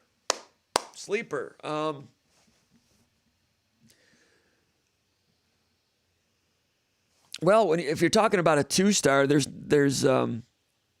there really aren't any 2-stars. I mean, James Schott is one, the defensive end from Indiana. Like I said, I really liked his film as a junior, but I don't know. I think that might have been sped up a little bit. You watch him now. He's quick, but he's not as quick as he looked in that junior film. And I was watching video of him against Carmel High School, and somebody had video of that from the sideline. You got an up-close look at him, and he's thin. He's a thin guy. But he's got some ability, got some athletic ability. Has to really fill in. And from a frame, he reminds me of a guy by the name of Chris Patrick, who came out of Ithaca, Michigan, probably about 10, 15 years ago. His brother Joe Patrick played at Michigan State. Michigan State did not recruit Chris. He went to Nebraska, had a real nice career. But I remember seeing Patrick at the T-shirt camps and similar frame. Patrick might have had a little more takeoff, but I'm not going to put Schott in that category yet in terms of a sleeper. I think Terrell Henry, the wide receiver from Roseville, when he committed to Michigan State, there was not a lot of fanfare about it. I think he grew another inch, came out this summer, did some real good things at some of the camps, saw him in Big Rapids, made some big plays there, and then had a really good season this year. Tough-minded, physical type of guy. Reminds me of a Trey Mosley type of guy. Maybe even just a little more burst. So I'm going to say Terrell Henry is somebody that is just like I don't want to say under-the-radar recruit. I don't know if there are any under-the-radar recruits in this class, but I'm going to say Terrell Henry. Ashton Lepo, some consideration there also. Interesting commitment there for Michigan State. Got him out of Holland, Michigan. He was like 6'8". He was like 240 last year. Now he's 280. You look at his junior film and his senior film, no one has changed their body more than Lepo. Michigan State got him as a 2-star, ends up becoming a 3-star. Lepo is, he looked strong. I can't remember what it was about him that he had not put on a whole lot of weight earlier. Maybe the fact that he was only 17. But I messaged him earlier today. Let me see if he got back to me. Yeah, here it is. Let's see what he said. I asked him if he's feeling that 275 pounds. He says, yeah, definitely. That extra weight helped me with run blocking and powering through defenders. I'm at 285 now. So Ashton Lepo, a big kid getting bigger at 6'8". And you look at his film, and he's getting some square body to him with some big thighs. Then you go back and look at his junior film, and he was thin. So Ashton Lepo, Michigan State got in on him early on the rise at 245. I think he was a pretty good basketball player, I think. Now he says he's 285. His video, he looks mature. He looks like A.J. Arcuri started to look when Arcuri was like a junior in college. So get Lepo on campus, get him into the strength program. The video of Lepo, there's just short clips of him. There was one clip of him, and not much in terms of pass protection. I'm not sure if his team pass protected a lot. But Lepo, there was one play against Rockford High School where Lepo, got into his kick set, pass protection, and he looked good, smooth, strong, big, natural. It's 6'8", covering ground. And I'm sorry, he's in Grand Haven High School, right? Did I say Holland? Yeah, he's from Grand Haven High School. My bad. Those are fighting words out there. I apologize about that. But a guy that's gotten bigger and continues to move well, and there's not a lot of film of him in pass protection, but that play against Rockford looked smooth and natural. He's a big dude, 6'8". Maybe he's a legit offensive tackle. You have Ethan Boyd last year, part of the class from East Lansing, Brandon Baldwin. If you could put Goodwin in here and Lepo, could be some good competitions there at offensive tackle. Like Lepo said in that message that I read a minute ago, he really felt that added strength helped him in run blocking. And you watch him in run blocking, whether he's down blocking or doing a block back, he's taking people and burying them pretty nicely. So that's a guy that Michigan State got as a stock on the rise. So I haven't seen enough of his film to tell you that Lepo is my sleeper to answer your question. But considering he was a 2-star when Michigan's got him and the way he's progressing right now, he has that low ceiling ability to become the type of player you're talking about. I'm just not ready to predict that yet, but I think he had a real nice senior season in terms of adding to his frame, getting a lot of stuff done. Let's go here to the comments and reactions and some of the input from the people watching live right now. Hey, Nick Harrington. Nick Harrington, appreciate your help, Nick, with personal sponsorship. Okay, Noah Sprunger telling me that this was Malcolm Jones's first year at Lee County. That explains why I didn't see them on the film together, because they didn't play for Lee County last year. So that makes me look stupid, but at least your correspondent is watching closely and trying to find out where's the other guy. See 11, see number 7. All right, but anyway, I'm your correspondent. Anyway, Nick Harrington, thank you for your support, SpartanMag Live. in your personal sponsorship in the tip jar tonight. And Nick Harrington says he's got a question here. That's the way this works. With a tip jar, your question goes straight to the top. Nick Harrington says, based on the current roster, which recruits we know we have and recruits we think we're getting, give your most educated hypothetical starting 11 on D&O staying at the Holiday Inn downtown Atlanta. Want to rock a drink? Wow, there's a lot there, Nick. There's a lot there to unpack. There's going to be something going on with some Maggers down in Atlanta. There's something's brewing. Can't divulge it yet, but I think it's going to be on the 29th. Something's brewing. So, could see it down there, Nick. So, yeah, could happen. Could get a cup of cheer down there. Nice cup of cheer. Could happen. Atlanta. Ringing out 2021. Remember this time last year, I was telling you 2021 was going to be good? Remember right here in this chair, I said 2021 is going to be good, people. It's going to be good. We didn't totally get COVID completely eradicated. I'm not going to talk about that a whole lot, but 2021 was pretty good in my book, in my opinion. Still got work to do. But, man, Michigan State, good football season. Fans coming out of the stadium. Stadium was loud. Student section was great. Starting to get Breslin rocking again a little bit. Would have liked, if you're a Michigan State fan, you would have liked to have seen Michigan State hockey get a sweep from Notre Dame last weekend. Would have been 3 straight sweeps over Penn State, Wisconsin, and Notre Dame. That would have been something. Playing some gritty hockey now, starting to get it together. They won on Saturday, 1-0. Hockey team did. Jumped out to a 2-0 lead against Notre Dame on Friday. Couldn't hold on, lost a 3-2, and I'm not sure what happened there. I watched it, went back and watched it.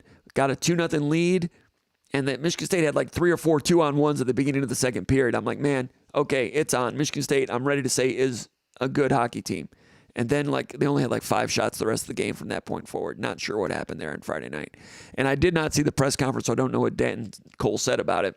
And I kind of expected to see Danton Cole on Monday at the press conference, but he wasn't there because it was a Peach Bowl press conference. It was football only. But anyway, so I didn't have a chance to go back and try to get his press conference after that Friday game. But anyway, showing signs, and Michigan State hockey's done some damage in the portal, which is a natural for Michigan State hockey. You know, they're trying to get it going, but if you're like a really good hockey player at Colorado College or UMass or Northern Michigan, that's places they've gotten portal players from, why not finish out your career at a place like Michigan State?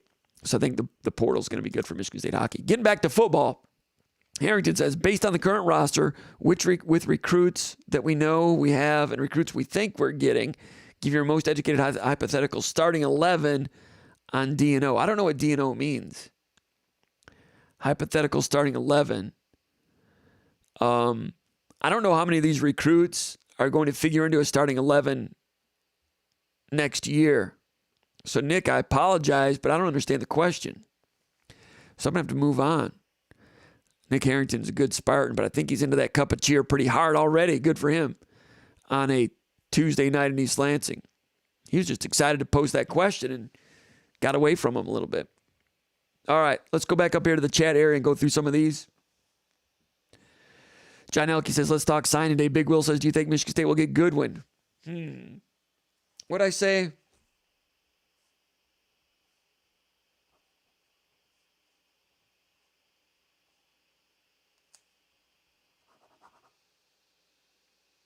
I'm going to say Michigan State 33%, Kentucky 34%, A&M 33%. Does that help anybody?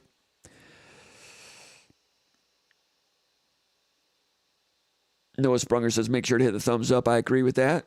DMC says, that was very well done, Jim. Not sure what he's talking about, but thank you, DMC. The microphone master. DMC. Caused how many casualties? Peyton Fleetmeyer says, just clocked in. Matt Latham, evening, gents. Go green. Matt Latham, he knows his hockey. He knows his hockey. He's overseen the MUN hockey message board at SpartanMag.com since the beginning of time. We appreciate that. And one of these days, that there's going to be a big NCAA tournament game, and that message board is going to have a few people over there. Steve Meyer says, any word on Andrew Paul, Dallas Parish Episcopal running back? Haven't heard anything on him in a while. Andrew Paul is a senior out of Dallas. Nice looking running back that had a huge senior year and looks good to me. And It's my understanding he's going to be signing in February. So Michigan State's been in on some other running backs like Alston, trying to shake him loose. Might even be a JUCO kid out there. But it's good for Michigan State that Paul wanted to wait. So Michigan State might circle back and go after Andrew Paul later. We'll see what shakes out in the portal. Michigan State's got a commitment from Jalen Berger, of course, out of the portal. Former four-star that was okay at Wisconsin. Needs to get some momentum going again. But Andrew Paul, an intriguing running back, late bloomer out of Dallas. That recruitment's going to head into February, and it's worth watching. SpartanMag Hicks says, hoping for great things tomorrow. Dog Kenneth says, SpartanMag is the best thing ever. Thanks, Dog Kenneth. You're a good dog. Appreciate you. Now let's go to George Page. George Page, the former keyboard player and guitarist for Surrender Dorothy. Also known as Buff, I think. Surrender Dorothy, one of the great bands in East Lansing history. Is that hyperbole? I think it's safe to say I think Surrender Dorothy was great. A lot of fun. I've said this before. That was back when I was still young enough to go to Rick's. And George was still young enough to play at Rick's. Sorry, George. And anyway, I think I talked about this before. But around that time, my current brother-in-law, who was a friend of mine in college, he was the RA as a grad student at the Evans Scholar House at the time. So we were kind of young still. I was doing the SpartanMag thing in like 1995. Magazine only. The internet was just kind of coming in. And we'd go over to Rick's. Surrender Dorothy would be playing. And my friend's sister would come to town. She was in optometry school out of Big Rapids. She was a Spartan, but she was going to optometry school at Big Rapids. We hit it off a little bit, talk. She's fun, fun, talk. Surrender Dorothy's playing, come down East Lansing, watch Surrender Dorothy, talk. I ended up marrying that girl, my friend's sister. And it's been great. Couple of kids. My point is, George Page, you kind of had something to do with it. That Surrender Dorothy stuff. If Surrender Dorothy hadn't been so great, and we go hang out at Rick's, and that's I'm serious, that's kind of where the spark started. It's always dangerous when you date your friend's sister, though. You have to ask permission to go out with her and stuff, which I did. Anyway, George Page had something to do with that. And the two kids that are running around this house. So thanks a lot, George. But seriously, that's a true story. Anyway, George Page says, hey, Jim, happy holidays. Let's go back to the holiday picture. Want to do that? What do we got here? Where's it at? Not that one. Detroit. Michigan State's going to be playing in Detroit next week. Little Caesars Arena. Want to leave this one up? Little Caesars Arena against Oakland University. We'll save that for next week, I guess. Where'd it go? Is that it?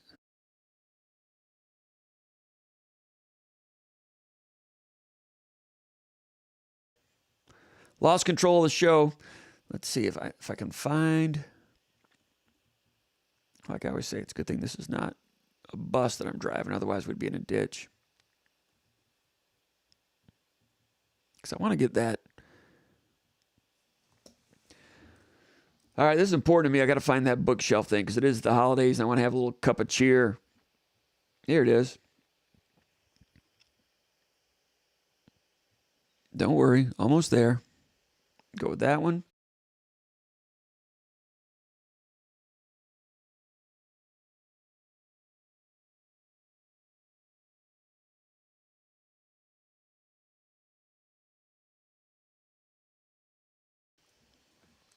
All right, people.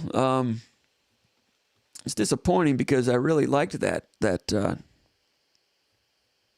one. Is this one?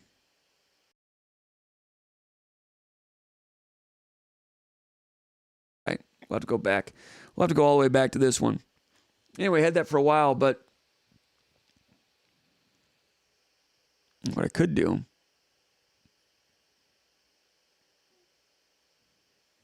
Anyway, let's go back to the questions. George Page from Surrender Dorothy says, hey, Jim, happy holiday. Seems to be a lot of positive Goodwin vibes. What's your percentage for the good guys? Like I said, I'll go 33% for the good guys. Your guys, Michigan State. Spartoon89 Hicks says, love SpartanMag. Thanks, Spartoon. Rob South says, what's up, fellas? Brian V says, Cruton. Blake Stewart says, appreciate you, Jim. Thanks for the fantastic content. By the way, I will do this. This is what SpartanMag looks like over there right now. I know how to do that. Chip off the old block. You see there on the left side, that's a story that we did late last night, early this morning. That's Malik Spencer on the left, number 43 for Buford, after Buford won their third straight 6A state title in Georgia last weekend. And that's Block Spencer. Really an interesting story. He's a heavy hitter in the music industry nationwide out of Atlanta. And those guys, Malik's expected to sign with Michigan State tomorrow. And big Block Spencer right there becoming a Michigan State fan and supporter. Got stories there from, got a feature with Conan Dyke, a follow-up feature on Aaron Brule, the transfer from Mississippi State. Also, some of our stories from Mel Tucker's Peach Bowl press conference yesterday about Tucker working hard to finish strong with what was the number 14 class at the time, number 15 now. I anticipate the class ending up around 19 or 20, maybe just outside of the top 20 by the time February signing is done. Tucker's still bullish on the transfer portal market. Spartans gearing up to dig in heavy for Peach Bowl practice. The nightly recruiting briefing, that was from earlier today by Jason Killip. He's got another one of those up now. And Tucker's still unsure about Walker's participation. That was from the press conference on Monday. And you see some of the other things that we got on that site. SpartanMag.com. Become a SpartanMag.com subscriber. Me and Conan Dyke also doing the VCast from outside the stadium after the press conference on Monday. And then Wednesday's going to be signing day, so I'd imagine Conan Dyke and I doing another VCast. That's always fun. So SpartanMag.com, get over there, check it out. Become a subscriber. Over here in the comments area, Gordon Sonona saying he's a great nickname for Goodwin, the Resort. That's a spinoff from Flozell Adams being the Hotel. Hotel is a nickname that Flozell did not like, by the way.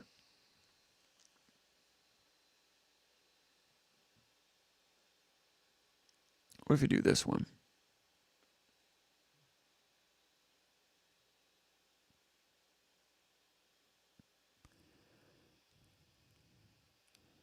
If I do this, and I do this, still not going to work.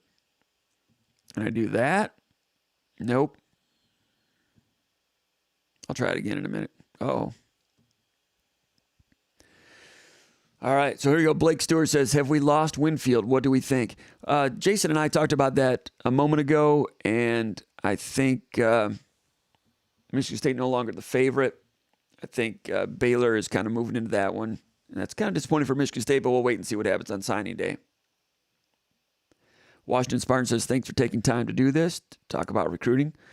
Gordon Tadona says, Leesburg is right next door to me. I get more information from SpartanMag than the local press.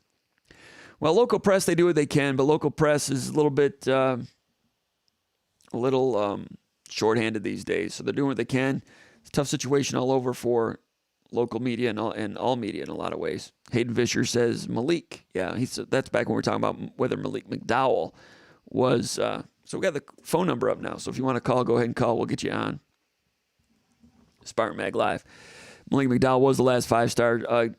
Keontae Goodwin on the fringe. He's the highest ranked 4-star in the country by Rivals.com. So he's on the fringe of being a 5-star. As far as Goodwin goes, we might as well talk about him a little bit more here. Let's go back. Where is it at?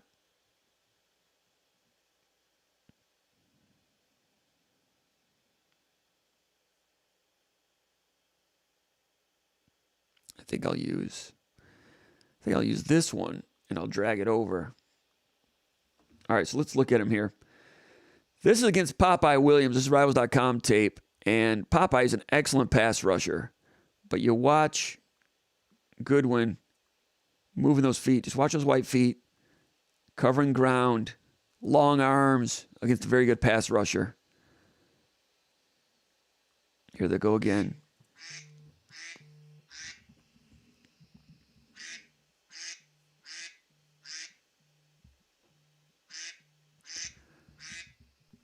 Looks like we got a caller. Nick.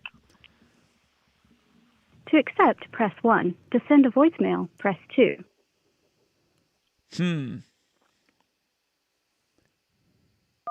Nick from Battle Creek, Michigan. Are you on? You're on the air right now. Yes. Welcome to SpartanMag Live. Doing okay? Yes, sir. All right. You calling from Battle Creek? Yep. All right. I am. I'm living in Florida now, but my numbers I still haven't changed it. But yeah, that happens a lot with us. Where in Florida are you calling from? Sarasota. Sarasota. All right. Thanks for calling SpartanMag Live. What's on your mind, Nick? Absolutely. What's on my mind? Well, I got some Peach Bowl on my mind. I got some Kenneth Walker on my mind. All right. No. When I asked you the question earlier, I was just trying to see. Oh, that's Nick Harrington. If you could. Yeah. All right. If you could see,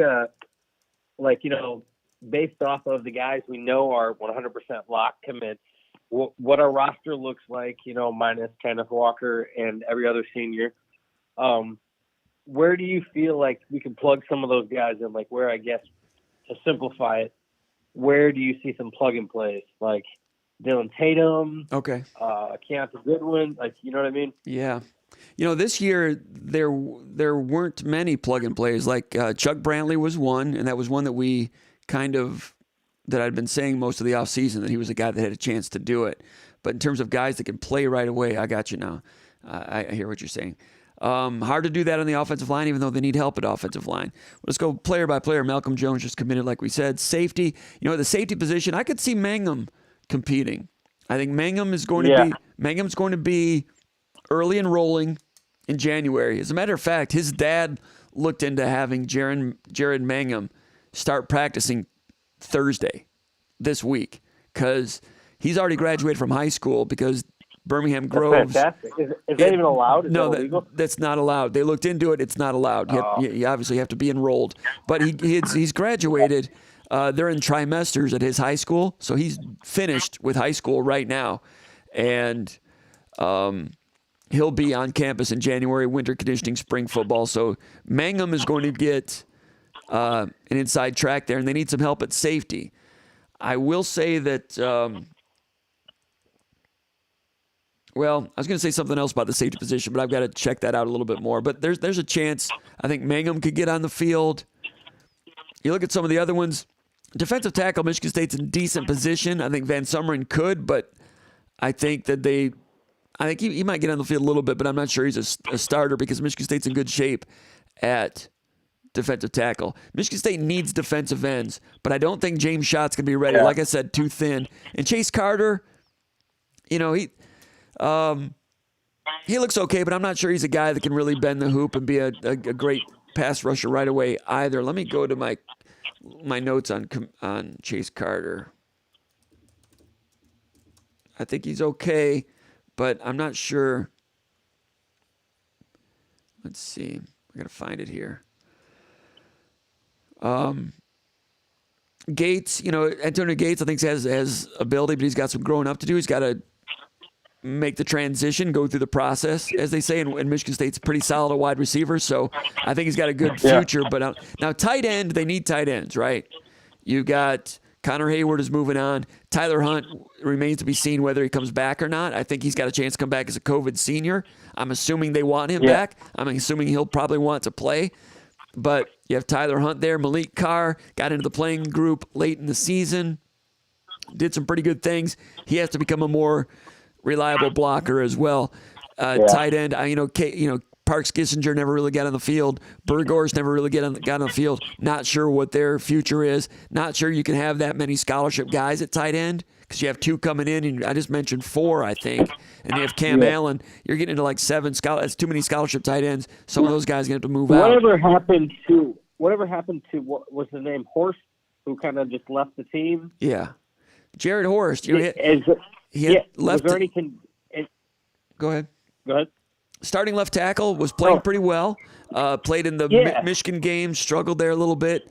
And then, it's kind of out that, he remained with doing his classes and so forth, but kind of had some soul searching to do.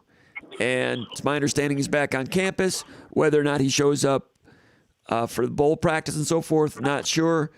Mel Tucker doesn't really say much at all in terms of who's available. Right. He tries to keep those things quiet, but that's the word on the street a little bit.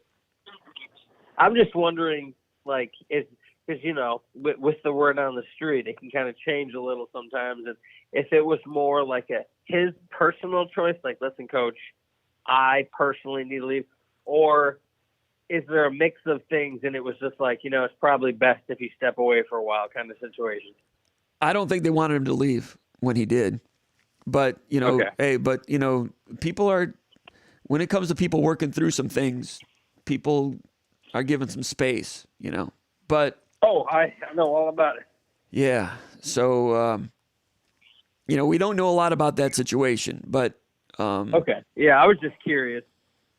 All right. In terms of other players in this class, so what I was getting at the tight end position, Michigan State needs help at tight end. And I kind of thought they'd be hitting the portal for a tight end. I've been thinking that for 2 or 3 years.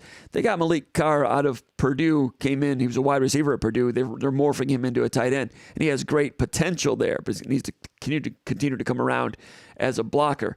If you have Carr and Hunt, it's pretty good twosome right there at tight end. But my point is Jack Nickel, the kid out of Milton, Georgia, he's got some straight line speed, not the most nimble guy, but as a blocker, I think Michael Masunis, the kid from Chandler, Arizona at 6'5", he's listed at 240, but I think he's got to be at least 250, 260. He looks like a big square-bodied Big Ten style blocking tight end. Now, it's asking a lot for a freshman to come in right away to play that position because freshmen don't often play right away at the tight end position, but Michigan State could need, that third guy, a blocker type, with Trenton Gillison moving on to the portal and Connor Hayward moving on into the draft. There's a chance that either Nickel or Masunis could contend for a spot in the playing group, I would think. I think Terrell Henry's got a good future, but it takes a while. I think it's going to take him a little while just because there's good wide receivers ahead of him. If Jaden Reed comes back, if Jalen Naylor comes back, and then if Keon Coleman continues to come around and you got Trey Mosley there. Michigan State, in the current administration, usually only plays 4 wide receivers in each game. They don't go much beyond 4. So I think Henry's got a good future. I just mentioned I think he might be the sleeper of the class, but I'm not sure there's room for him to make an immediate impact next year. Offensive linemen, that's always tough. They need offensive linemen to come in and do some things. They're going to be graduating a lot of guys, but it's hard for a true freshman to do that. Could Goodwin do it? I could see Goodwin possibly, if Michigan State gets him. So we just pretty much went over the whole group of the whole list of commitments. I mean, Caton Hauser's got a lot of ability, but I don't see him pushing Peyton Thorne right away. I think. Yeah, no, that would be a problem, I think, if we were hearing his name in the spring. Right. But anyway, it was pleasure chatting with you as always, and definitely, I don't know if that's something you're gonna put more information on the underground bunker or what in regards to maybe a Magger get together down in ATL. Sounds like a great idea. There's something's going to be happening down there. Can't divulge anything yet, but yeah, because I know what is it, the Holiday Inn Express or whatever, that's right downtown. It's within walking distance of the stadium, and it's within walking distance of the was it the Hard Rock Cafe or the Hall of Fame Cafe or something like that? Something like that. Sounds good. So lots of spots. Sounds great. But yeah, keep that December 30th or December 29th. Keep that day open because I think that might be the day we're doing that. And someone else is putting that together. A Magger that pretty well is going to be doing that, and it's going to be fun. I might even have a couple refreshments. Hey, there we go. I'm a lightweight though, so take it easy on me. Oh, hey, I'm the one who's got to watch out anymore because my glory days are behind me, and anytime I try to dip into that water, it's a problem. So, all right, it's good to know your weaknesses, and that's right. That's what's important. All right, thanks a lot, Nick. There he goes, Nick from Sarasota. Appreciate you calling SpartanMag Live. Hey, we'll take a few more phone calls. Yes, sir. Thanks a lot, Nick. We'll keep the lines open. We are going to go let's go back to the mailbag. If you're just here joining this nonsense for the first time, my name is Jim Comparoni, publisher, SpartanMag.com. It's the site that covers Michigan State for Rivals.com. Been doing it since the beginning of the internet. I'm an old individual with poor sight. All right. Question number 7, Joe from Northville. What are you doing here?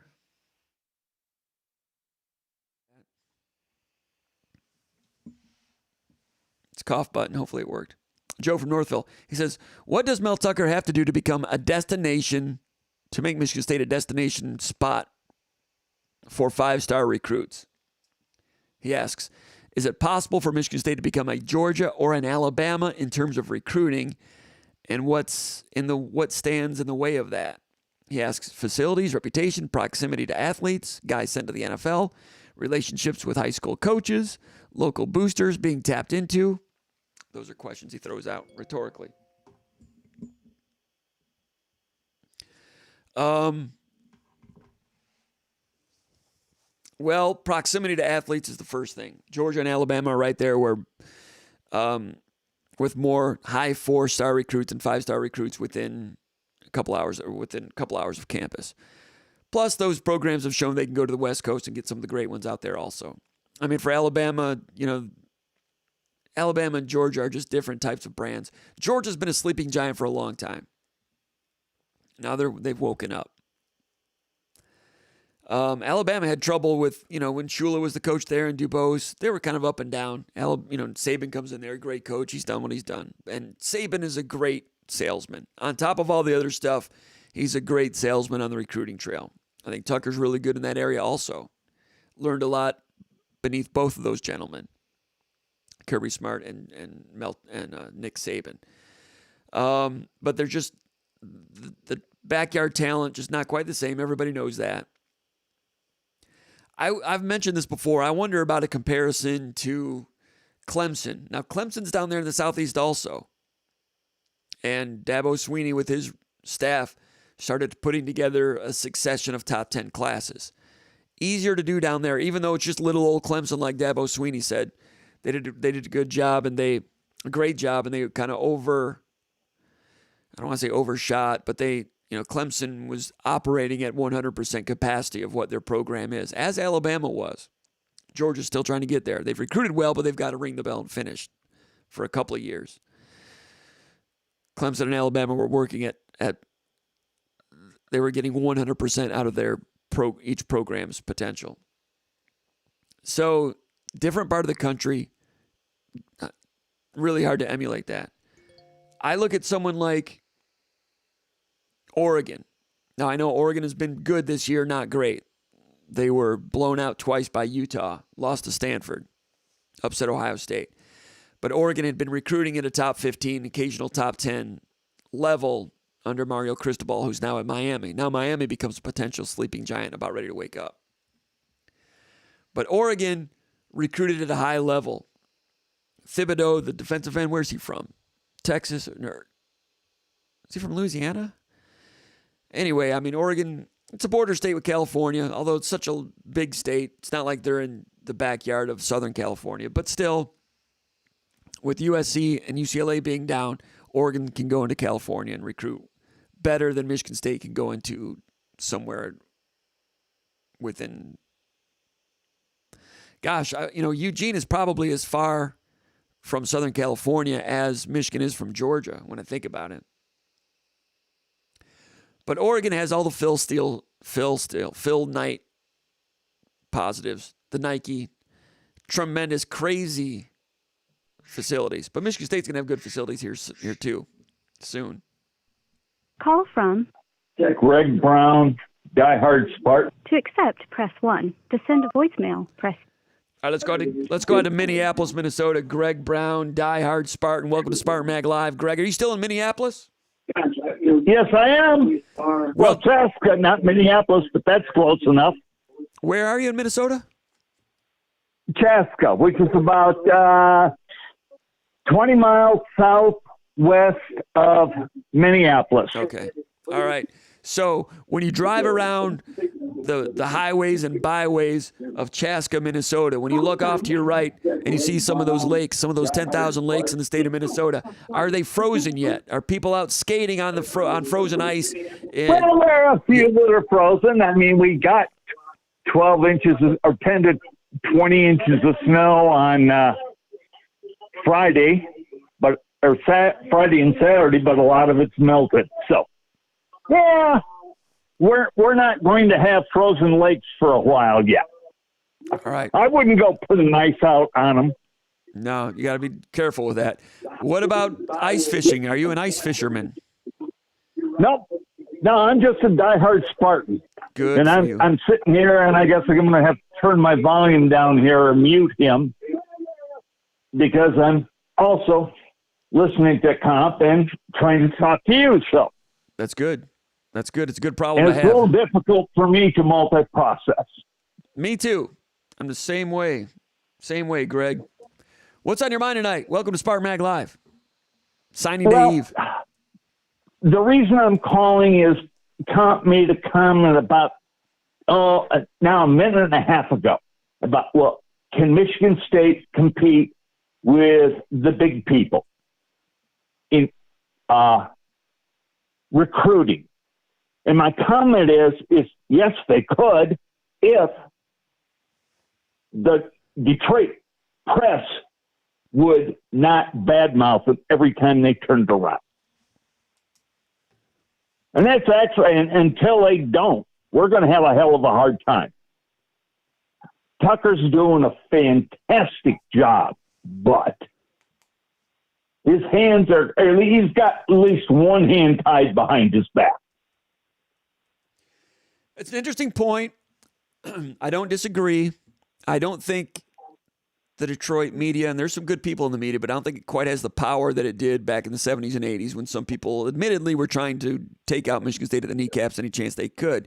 Joe Falls admitted to that. Oh, yeah, Joe Falls was great at it. He admitted that late in his career.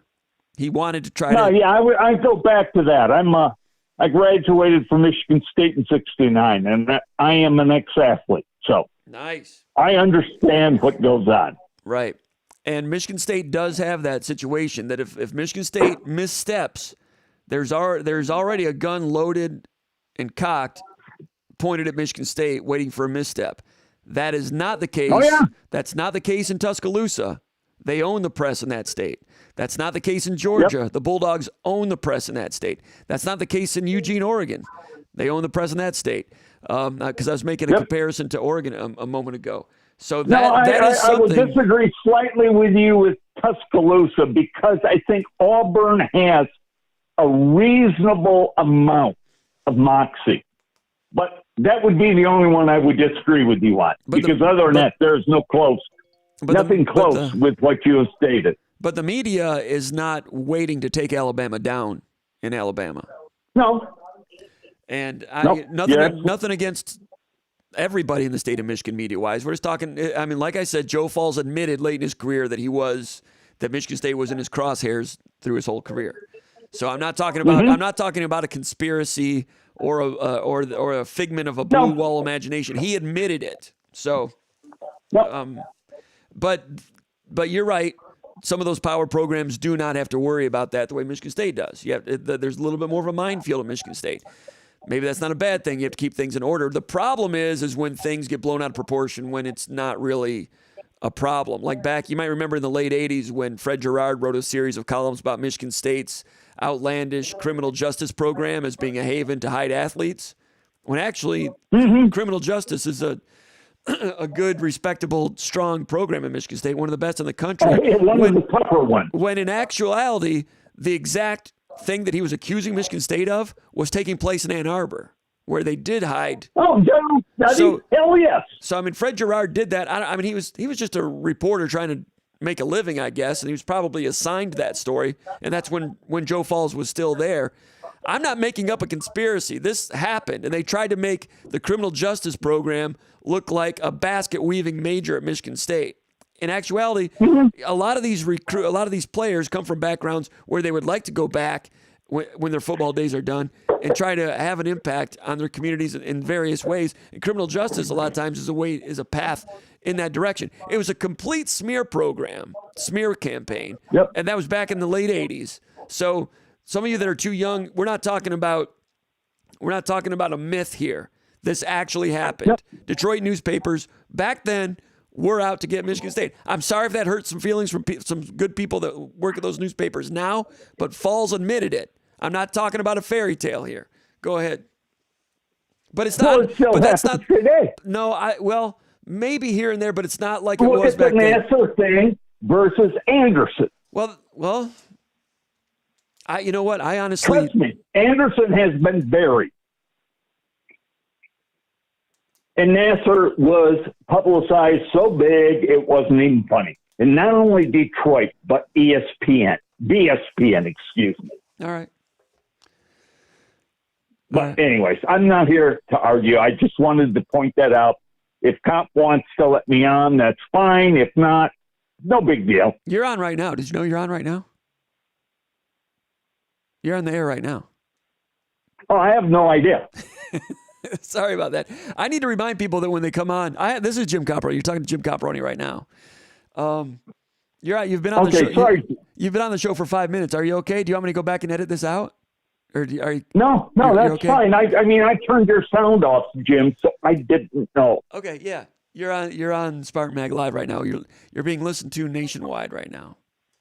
So. Okay. Well, I am a diehard, and I'm an ex-athlete, so I understand a whole lot of stuff that goes on. I got you. And I really love the job that you do. It's why I listen to you every day and listen to SpartanMag all the time and read all the articles. Thanks a lot, Greg. Appreciate that. You said you were a Spartan athlete in the mid to late 60s, graduated in 1969, right? Boy, those were some glory years. So were you at the 1966 game against Notre Dame? Oh, yes, I was there. Now, I'm a swimmer. I was an ex-swimmer, and I was a walk-on. And I am the only one that has ever, after been relegated to Genesee Fieldhouse, that made it back to the varsity pool, and then won letters. What do you mean? I lettered for 3 years. In my sophomore year, I was the fourth highest point scorer on the team. And I could only swim one thing, which is breaststroke. But anyways, that's beside the point. I just pumped myself up enough. I'm a diehard. That's awesome, man. I've had season football tickets for, ever since I started there at 66. You still have them? You come in from 65 as a student, and I still have them. You come in from Minnesota to go to games? I used to a lot. I lived in Chicago for a while, and I had a reputation of not missing very many home games. But once I retired and moved in Minnesota, I attend one game a year. However, I will be down at the Peach Bowl. Nice. Did you grow up in Minnesota? Nope. So you chose to retire. I was actually born in Detroit. And you chose to retire in Minnesota? Well,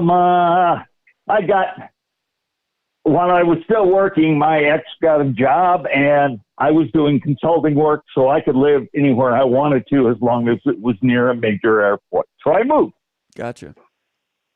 All right. So anyways, I have your stuff I thoroughly enjoy. You do a phenomenal job. I missed when you put the thing out of print because I used to make a copy of it and send it to my stepfather, who was 95 years old. He's now long gone, but I understand today's requirement for media and the internet and so on and so forth. Yeah, we wish we could still do that print magazine. We were looking back at some of those publications, some of those editions. We're really proud of everything that was in there. Oh, they were great.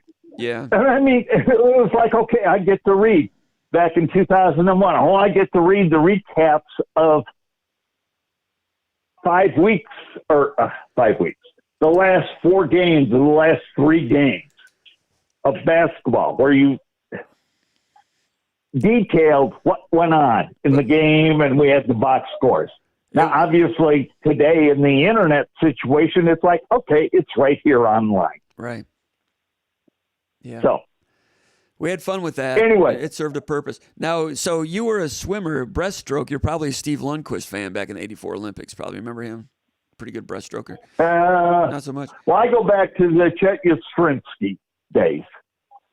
What was Doc Councilman like to swim against? Councilman was a hell of a coach. Indiana. Yes. Oh, yeah. When did Spitz come around? Were you ever around with Mark Spitz? Did he? He came in. He was in my senior year. And, oh, yeah. It was good. Did everybody? He was also somewhat obnoxious, but that's fine. He was obnoxious? A little bit. Like a little bit stuck up. He knew he was good. Okay? So he was a freshman when you were a senior? Yeah. Spitz was? Mm-hmm. Nice. He's a hell of an athlete. Oh, yeah. Because you said you graduated in '69. It was 3 years later that you won all those gold medals in '72, Munich, right? Yeah. But I swam, I was at the meet with him in '69. I didn't swim against him because he didn't swim breaststroke. I did. Right. That was the only thing I could swim. That's all right. You led the team in points.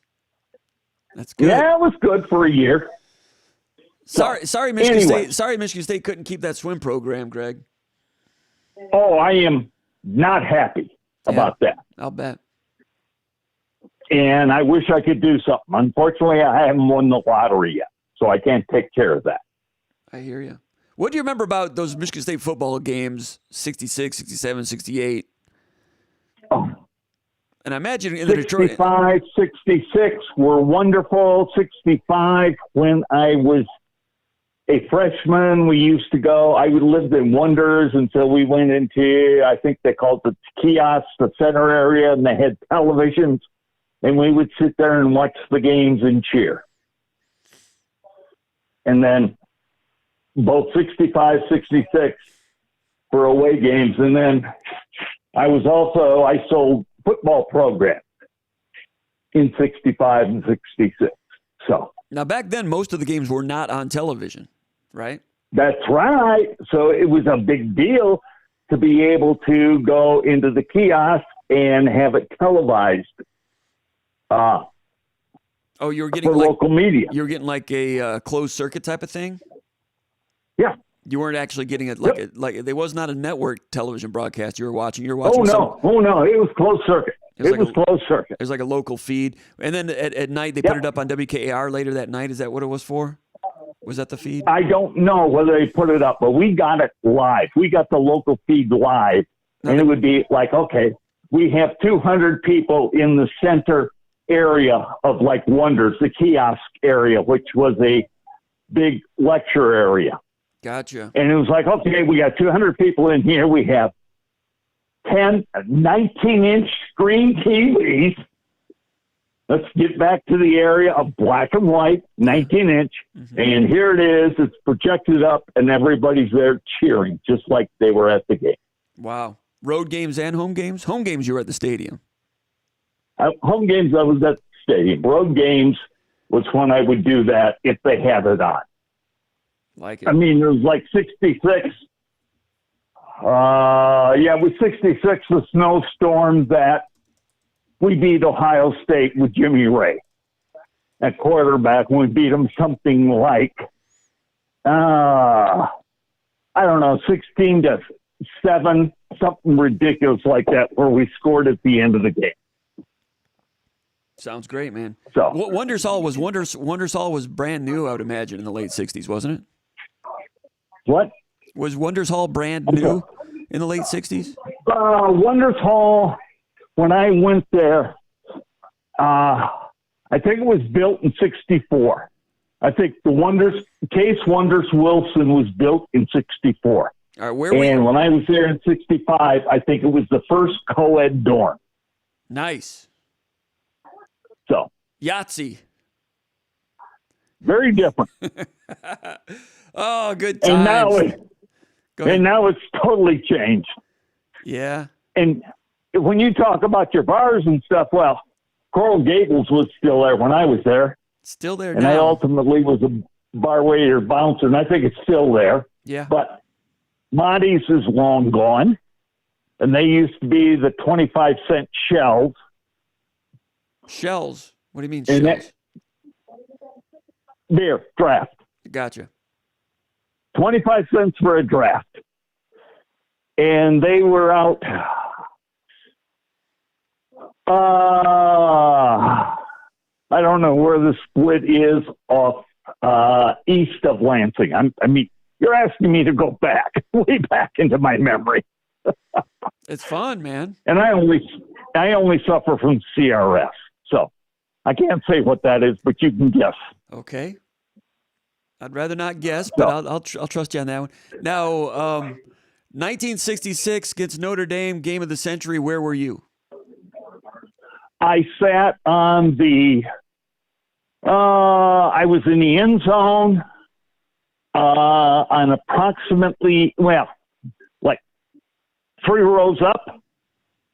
And I had the wonderful banner of, and I still have it somewhere buried in my house, Hail Mary, full of grace, Notre Dame's in second place. You still have that banner, you said? Oh, yeah. Wow. Can I find it? No, it's packed away because when I got divorced about 9 years ago, everything got packed up. So I don't know where it is, but I know I have it. Gotcha. A big bed sheet. Nice. That's the way it was back then. People would put signs on sheets. They'd put signs on sheets back then. Yes, and there was another one up there for Bubba for Pope. What do you remember about that? Was another one I remember. What about the night before the game or the morning of the game? What was it like? There wasn't much before. I mean, most of my recollection was the game day and stuff. Yeah. Then I went to a party and had fun, and then I came into the game. So where was you went to? You went to a tailgate party before the game? They didn't have tailgates back then that much. What kind of party did you go to? So you went over to somebody's house and had a party. Off campus? North of campus? On campus, just off campus, over in the Cedar Lake, Cedar Village apartment area. Cedar, gotcha. Nice. So, they're still carrying on that tradition over there. I saw a lot of pie-eyed people over there the morning of the Michigan game this year, more than I'd seen pregame ever. And a lot of those, a lot of those were not Michigan State people. I could just tell they weren't Michigan people either. There's revelers. And the unfortunate thing is, when we were over there, and what we had was calm compared to today. So, everything's dialed up a notch these days. A notch? try 4 or 5. Yeah. But anyways. All right, I Greg. enjoy your show. You have a good one. Sounds good.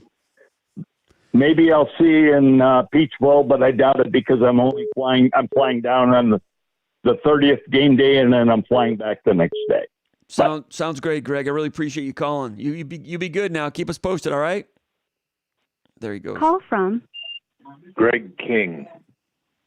To accept, press 1. To send a voicemail. All right, let's go to Greg King. Greg, what's going on, man? Where are you calling from? You're on SpartanMag Live. You're on the air right now. Okay, I'm in Manistee, Michigan. I graduated in 1971 from Michigan State. The night before the Notre Dame game, I was working for the police department inside the stadium, and we ran into 4 guys from Notre Dame, and we took them over to Wilson Dorm, gave them a place to sleep the night before the game. Really? Yeah. You ran into them where? They were trying to sneak into the stadium the night before the game. And they were going to stow away all day? They were going to stow away all day, wait for the game? Yep. Where did you find these people? Crawling over the barbed wire fence. Over the barbed wire fence. And what were you doing? Where were you? How did you? Were you looking out for this, or how did you? Move? Yeah, we were working for the police department. Gotcha. What were you doing for the police department? What role did you have?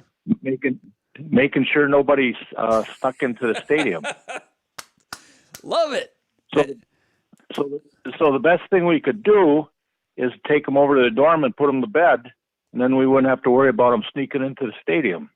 So they're under like dorm arrest a little bit, kind of, right? Yeah, that's what we did. So, I mean, were you supposed to tell the higher ranking authorities and ship them off and put them in the can for the night? Or what were you supposed to do? Well, they were just students like us, so we just kind of went around the horn, So did you actually lock them in the dorm, or you just kept an eye on them? You said, "Look, dude, just come over here." We had a few bottles of beer over there, and they were drinking beer and making popcorn, and having a good time. Nice. Any ladies stop by? No. We went up to the press box and hung out there and ate hot dogs and stuff. Probably weren't supposed to do that, but then we headed back. When we got relieved about 8 o'clock in the morning, we went back to the dorm and get a little sleep before the game. Wow. So you had some hot dogs up in the press box the night before the game? Yeah. Well, you just rummaging around and you found some hot dogs and just put them on the grill and ate? There was no grill. We ate them cold on bun. Gotcha. I got you. Wow. Yeah, so there's a lot of stories. Yeah, there's a lot of stories. Are you from Manistee right now? You're in Manistee right now? Yeah, that's where I grew up, and that's where I am now. Nice. Any lake effect snow on the ground out there in Manistee right now?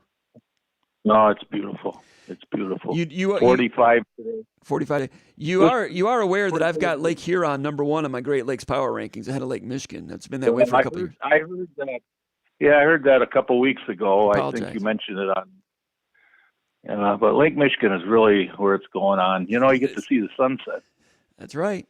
The sunset is. I like sunrises are nice, but sunsets are better. That's a plus for Lake Michigan. I give you that, no question. And I like Manistee. Manistee's a nice town. What's going on, Greg? Nick? Wait, I got to tell you a story. Yeah.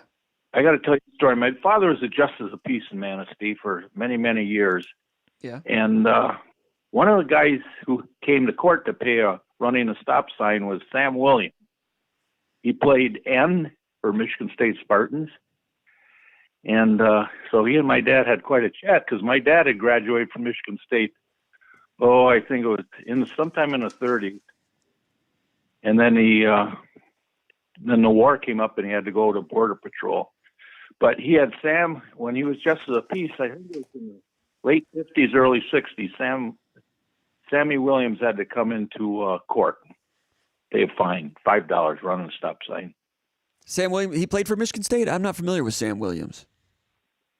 Yeah, Sammy Williams, he was an end. He was maybe All-American, if I believe, back in the late 50s. Okay. Rolled a stop sign? I remember. $5 yeah, fine. I remember my dad was in a wheelchair, so we got to sit on the sidelines, for a lot of the games, and that's where I first met Sam Williams. And I was just a little kid, and then he ends up in my dad's court. That was pretty crazy.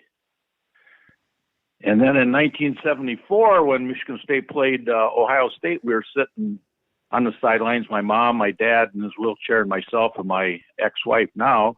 And we were like 5 feet away from the sidelines when Levi Jackson ran down the sidelines for that winning touchdown. All right, 1974. Yeah.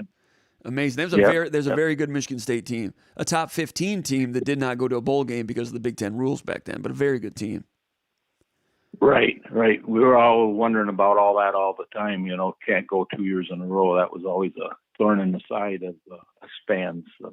And the Big Ten back then, the champion went to the Rose Bowl. Everybody else stayed home, which was an archaic rule. That was a silly rule. That Michigan State team should have went to a good bowl game that year if the Big Ten had allowed it. Yeah, good team. Yeah. Finished number 16 in the UPI that year. I think Michigan State 15 or 16.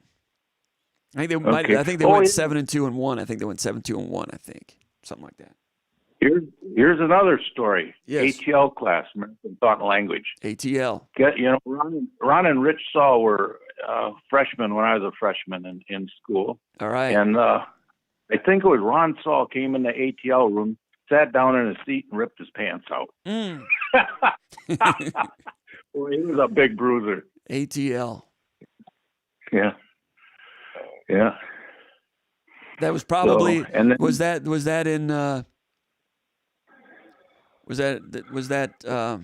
what hall would that have been? I think that was in the basement of Wilson Dormitory. All right. They had classrooms right in the basement of dormitories. Yeah. I had Mrs. Adams. Yeah. She was Mrs. Adams, not Professor Adams, not Dr. Adams. What was her first name? It was Walter Adams' wife. That's who I had for my first ATM class. Oh, ATL class. Walter Adams. Yeah. Legendary. Yeah, Walter Adams, legendary figure around campus. And his wife, she had an Eastern, like a New England accent. Great professor. I think I might have mentioned I ran into her over at Traverse City Pie Company over here on Grand River, probably about 10 years ago. I went up and said hello. She's older. Hope she's still around. But that's who I had for ATL, for one of them anyway. Good times. Good times. Another legendary professor in economics was Mendelstam. I don't know who that is. He's a big old guy, and he taught econ, 200 and 201. And he was a great big guy. And he married a doctor from Olin Health Center. And she was German. She had quite a German accent. And so, they used those overhead projectors all the time. So somebody slid some overhead slides in there. And the first one was one Volkswagen looking at another Volkswagen. And then you saw these two Volkswagens holding doors, I guess.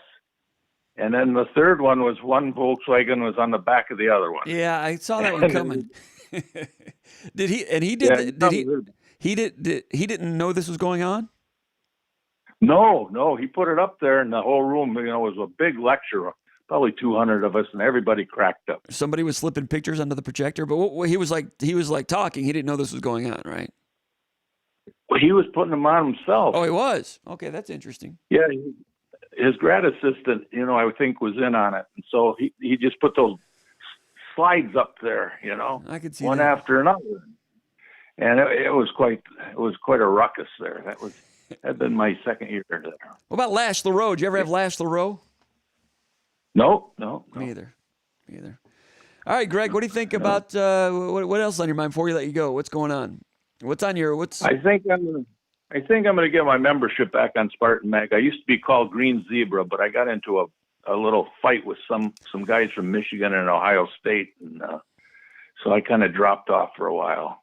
Somebody was trolling, and so it's been a few years, and I think I'm going to get back on SpartanMag because I really enjoy you on YouTube. Awesome. That's where I'm watching you. Well, yeah, you need to get on there. We're having fun over at SpartanMag.com, Underground Bunker Message Board. As you know, we talk about Michigan State sports all day, every day. I feel bad that some of those Michigan and Ohio State guys ran you off like that. We try to keep a handle on the trolling, and it's been pretty clean and clear the last couple of years, I would have to say. So the coast is clear. The coast is clear. It's Green Zebra. We'll be looking for you. One thing I do miss, when you first started, we used to get the newspaper, SpartanMag newspaper. Yeah. And I really miss that, but I'd always get it on Monday, 2 days after the game. We pretty much stopped trying to get it to people before the games. It's pretty much impossible. We tried to alter our writing to have a longer shelf life so that if you watched it, if you read the magazine after, it would still be relevant after the most recent game, which was hard to do. It was tricky and challenging to write with that kind of shelf life.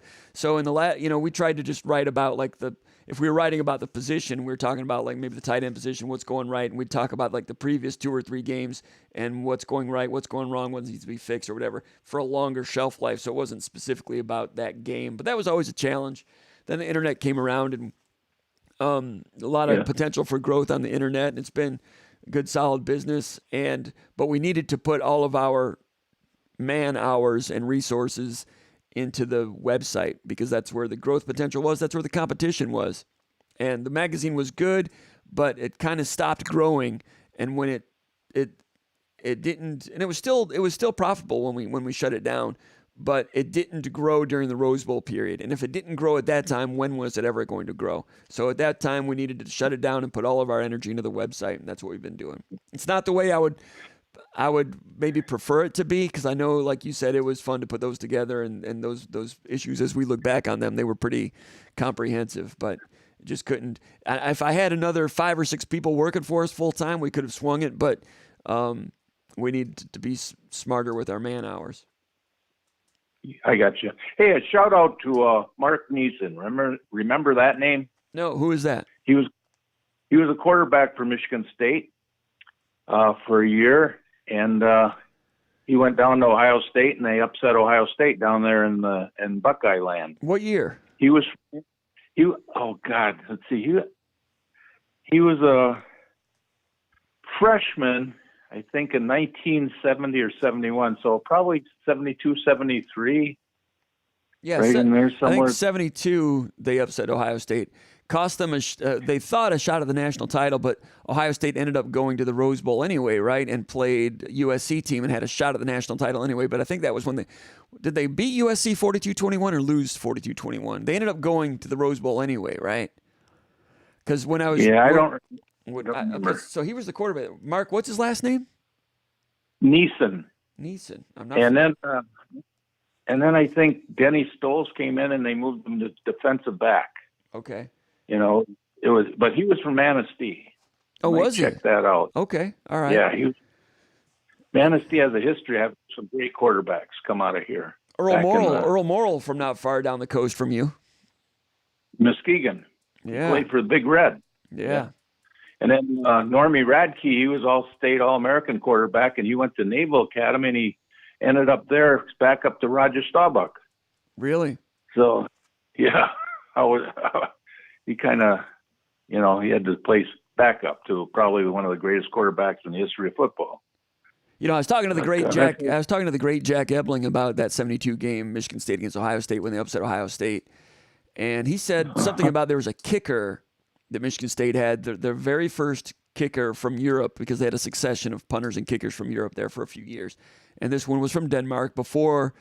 I believe his name was Hans Nielsen. I believe it might have been before Hans Nielsen, but maybe it was Hans Nielsen. But anyway, I guess he'd kicked 3 or 4 field goals to beat Ohio State that day, and I think he was smoking cigarettes in the locker room. And they asked Duffy. They asked Duffy about it, and Duffy said, "Well, we don't let our American kids smoke in the locker room." Something to that effect. Yeah, the kicker you're talking about came to Manistee in his senior year in high school. To do what? For an exchange student. Really? I think this is how it went. Hans Nielsen was a foreign exchange student at Manistee High School? I think that's the guy. I could be wrong. You're talking about a long time ago. Sure. But they took him out on a football field, and they said, well, kick a field goal. Well, he put it under the bar, like he didn't know. But wow, I've never heard that. He was kicking field goals 40-plus yards in high school really? Up here in Manistee. Wow. I got some. So that's some good Lake Michigan State football trivia. I've got another Lake Michigan football trivia kicker point for you. Do you remember Paul Ettinger, the kicker from Florida, who kicked the game-winning field goal to beat Florida Gators in the 1999 Citrus Bowl on January 1st, 2000? Paul Ettinger. Remember that kicker? Yes, I do. Well, when I think he might have been a junior that year. Anyway, he came to Michigan State's kicking camp probably in 96, maybe 97. Showed up to, just to go to the kicking camp. He was from Florida, but he was in Michigan visiting his grandfather in Frankfort, Michigan. Right. Frankfort, Michigan, further up the coast from you. Yep, 32 miles. Down the other way. Muskegon, where Earl Morrill was from, was down southern coast from where you are, and Frankfort up the northern coast on Lake Michigan from where you are. His grandfather was from Frankfort, and as Nick Saban told the story back then, they didn't know anything about this kid, Paul Ettinger.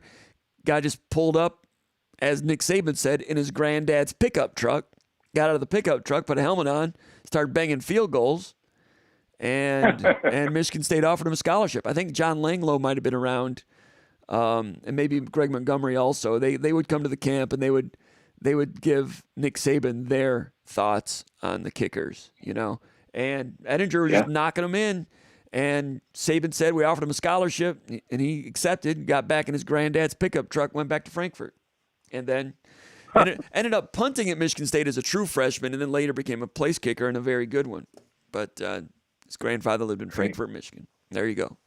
Anything else, Greg?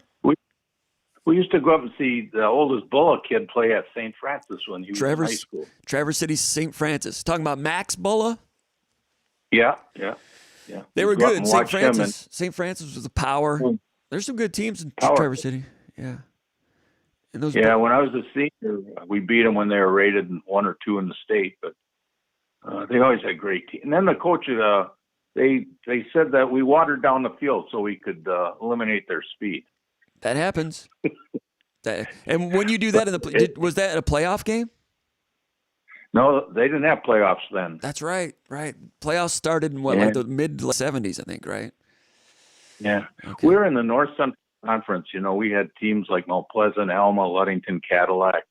Then we'd schedule St. Francis and Petoskey, for non-conference games. We had a pretty tough schedule. What about Alpena, Rogers City, and Sheboygan? Were they in there also, or were they in a different one?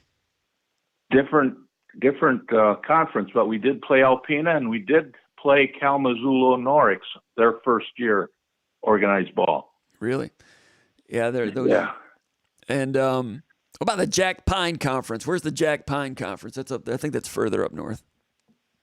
Yeah, I think it's up north, inland a little bit, from the lake. Manistee. When I was a young sports writer up in Greenville, Michigan in the early 90s, Manistee would play in the same conference as either Belding or Greenville, and Manistee had a really good varsity girls basketball program back then. They won a state championship, if I remember right, back in 82, 83, 84, somewhere in there. Okay, I caught them in the early 90s. They were good. They had a good system, fast, pressed, all over, pressed after makes and misses. They were good. Put a lot of pressure on you. Anything else, Greg? Well, I used to have a backboard on a telephone pole in front of my house, and one of the players from that team would come over here, walk down a block, and shoot baskets, go one-on-one a bit. And I think her name was Libby. I don't know where she went to college, but she was all-state. Well, and she played ball right there in front of the house. Did you put that backboard up? Yeah. So you Nobody contributed. bothered me about it. Who did? What's that? Nobody complained about it, but we had probably 4 or 5 different all-staters play ball there, right in the street. So you had something to do with that state championship in '82 or whenever it was. It takes a village, Greg. Appreciate it, man. Anything else? It takes a village. No, that's it. Oh, there he goes. Thanks a lot, Greg. I accidentally hung up on you too quickly there, but appreciate having Greg call up. Had a couple of the old guard calling up. Sharing some Michigan State memories. That's good on a Tuesday night. Anyway, we will. Let's go back to the questions here. So the question was Joe from Northville. He wanted to know, what does Tucker have to do for Michigan State to become a destination job for recruits? I mean, Alabama has been recruiting like no one else in the history of the '85 scholarship era. So matching that to become like that, it would take. I mean, Mel Tucker would have to become. He would have as good of a program as Michigan State has been, and as much history as Michigan State has. Tucker would have to eclipse that. He would have to become a legendary coach for like 10 or 15 years and win a couple national titles before they could recruit well enough to win a national title. So it's a chicken or the egg type of thing. Izzo is recruiting at kind of an elite level in some ways, in that they're not necessarily going out and getting top 10 players whenever they want. But like this kid, Jackson, what's his name that they got from out west, and Jackson Kohler, and some of these others like Matt McQuaid. I'm not talking about being great recruits, but these were guys where Izzo could begin recruiting on 3 weeks' notice and get commitments from them, and other programs just kind of fall aside and he goes out and gets them. It's not like they're beating Kansas or Duke for those recruits, and Izzo said that they're not an elite. That he doesn't consider himself an elite program until he can just go Spartan, and pick his players like Duke has done and Kentucky has done in the past here and there. I'm not saying Izzo's there, but Izzo has won so much. I'm not sure he'd probably like to have some of those top 5 talents. They recruited Amani Bates and they had him for a while. Now I don't think I don't think they're crying any tears over that one now. But there is a different definition of elite strength when you can go out and just recruit a guy from 1,000 miles away and just get in on him and get him in 2 weeks' notice. You'd rather be able to go out and recruit, and sign someone like Banchero at Duke or Holmgren at Gonzaga. Probably rather be able to do that. But it took Izzo 15, 20 years to get to that level. So you're asking, how can it happen? I mean, if Tucker stays here and wins, maybe. But that's just not in the cards. They're just not the recruiting territory. It's going to have to be done a different way. Ohio State has been able to recruit that way and recruit nationally. Maybe things can change. I don't know. But if you want them to recruit like Georgia is now or Alabama has, I mean, you got to walk before you can sprint a marathon. And I like where your heart is, but you got to stair step it in a little different way than that. Question number 8, Muddy from Frankenmuth says, you said in the VCast that Barrow would not play in the bowl game. I guess I did say in the VCast, my bad. He says, but he was seen in practice, clip released today by the team participating. Anything new to report on him? I am surprised about that. Good question. It was my understanding that he was out for the whole regular season, and I probably said, yeah, I did say in the VCast. I remember saying that he's not going to play. You're right. I did say that, and that was on Monday. The coaches don't tell us anything about who's healthy and who's not. They want to keep that as quiet as possible, and they put out those hype videos. It creates energy in the program. It promotes the program, but sometimes there'll be a player in there that they may not want people to know is healthy. Well, Barrow was in there, like you said. That looks like good news for him, good news for Michigan State. I thought he was a really good defensive tackle the first half of the season, had the injury, and haven't seen him since. But obviously back in the practice field, that is new to me. And you're asking anything new to report. The only thing I can report is that he showed up on a video because the coaches will not talk about it. So I was surprised. That's good for Michigan State. Question number 9 from somebody named Staubach, as a matter of fact. He says, question, Kenneth Walker. That's all I asked, Kenneth Walker. My answer, no news yet. Did not see him on that same highlight package. So if he had been there, maybe he would have been on the highlight package. I'm guessing he wasn't there today. Don't know that for sure, though. Things are quiet over there. They don't let us go watch practice. But I'm guessing if he wasn't there today, he's probably still making up his mind, which is probably not a great sign. I'm guessing he's maybe still deciding. I would not be shocked if he does not play in the bowl game. Question number 10, JR says, is there anyone else you see Michigan State pursuing in the late signing period other than the Texas running back? And a question. Yeah, the running back Hood, is that his name? We talked about him earlier. I like his film out of Dallas. Good one. Michigan State's going to continue to go after him, it looks like. Would not surprise me if they get involved with someone else, but I wouldn't. Nobody that I'm aware of on the radio radar right now. Wouldn't shock me, though. But I think it'll be more portal than anything else from here on in. Sparty Party says, any last-minute surprises tomorrow that have not been discussed? No, we talked about that with Jason Killip, and he's got his ear to the ground real good on this stuff, and he knows a lot about what's going on. Does a great job covering it for SpartanMag.com. He's not heard anything. I've not heard anything. I don't think Noah Sprunger's heard anything. Noah does a great job, too. Not expecting any, real big surprises that we know of, but it's not a surprise unless...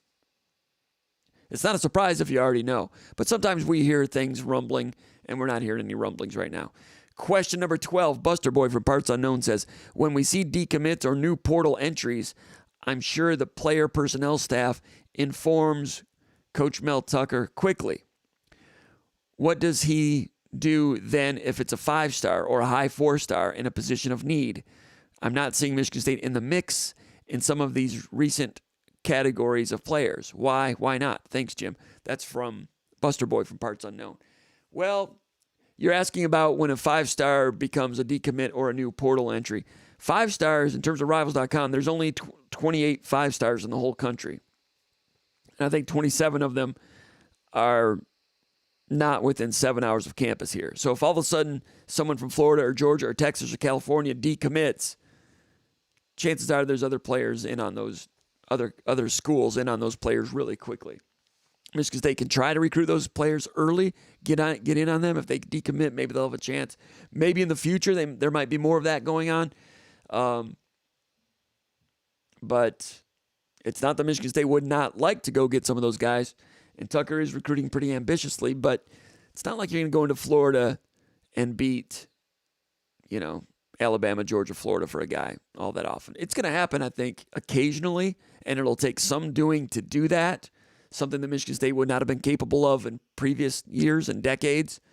But Keontae Goodwin is almost a 5-star. He's the highest-ranked 4-star in the country, and they're trying to get him to decommit. So they're doing exactly what you're saying that they're not doing. But you guys have high expectations, and that's healthy, I guess. Question number 13, NOLA 15 says, what does the defensive end situation look like for 2022, and any inside word on a scheme change to protect pass defense? That's from NOLA 15. Defensive end, you've got Beasley moving on. You're going to have Panishuk moving on. I think Drew Jordan is done. I think he's finished with eligibility. He came to Michigan State as a grad transfer, and the reason he had a year of grad transfer eligibility is because he already used the COVID waiver. That's what he used this year. I think this was his 5th year. Can't remember about Drew Jordan. I looked it up, but now I've already forgotten. Tank Brown, they're going to have to hope to get more out of him as a DPR type of guy. He was kind of okay. They think he's got some potential, but got to see more from him, right? Pietrowski's had some good moments here and there. Solid defensive end. Not sure he's an every down difference maker at this point. He's doing a good job. I'm just not sure it's within his capacity to become a Kenny Willekes type. I could be wrong, but I just don't think so. Michael Fletcher didn't play very much this year. Actually had less playing time this year than last year. So he's not trending greatly. He added some weight. I've always said he's not a turn-the-corner pass rush type of guy. He's kind of a longer, lean guy. Added some weight. Just okay. Alex Okello transferred out. They've been going after Chris Bogle. Doesn't look like they're going to get him. This year for this class, James Schott and Chase Carter. I'm not sure there's immediate help with either of those. Going after Zion Young. Again, I'm not sure. Tyson Watson, things are not trending great for Tyson Watson. So defensive end, they need to hit the portal, I'm guessing. I think Pietrowski is functional. Fletcher might be functional, I'm not sure. But, yeah, defensive end is they got to figure something out there because it was better than expected this year, especially the first 2/3 of the season with Panishuk having a nice, I wouldn't call it a breakthrough season, but nice bounce-back season. And then Beasley was pretty good, too. All right. What do we have here? Question number, whatever number I'm on, from Michigan Spartans 777 from New Hudson, Michigan. He has, what did he call it? A bonus round, quick questions. He rattles off 10 real quick yes or no questions. So here they are. Number 1, he asks, will Michigan State win the Peach Bowl? I'm going to say no. Question number 2, will Michigan State have any more players enter the portal? Yes. Question number 3, will Kenneth Walker play in the bowl game? No. Question number 4, will the Detroit Lions draft Aiden Hutchinson? No. Question 5, will Xavier Henderson come back for another season? Maybe. Heard it here first. He's thinking about it. Question number 6, will Jaden Reed come back for another season? Excuse me. I think no. Question 7, will Jarvis come back for another season? I don't know. I don't know that one. The other ones I've got a little bit of an idea. That one I don't know, have not heard. But I'll ask around a little bit. Question 8, will Behringer come back for another season? Yes. Question 9, will Jacob Panishuk be drafted? No. I think maybe he could or should. I think he'll do okay in camp, and I think he'll make a team in the NFL, but I don't think he'll get drafted. Just because we've seen some draft disappointments the last couple of years, I'm kind of shell-shocked about all of that. Question number 10, will Kenneth Walker be drafted in one of the first 2 rounds? I'm going to say no. I think he could, should. I think he'll have a good NFL career, but they'll pass on him, and they'll regret it. What do we have here? I got to do something. I'm going to have to put that camera somewhere else because it's bouncing around this table too much, right? I'll get that fixed next time, promise you.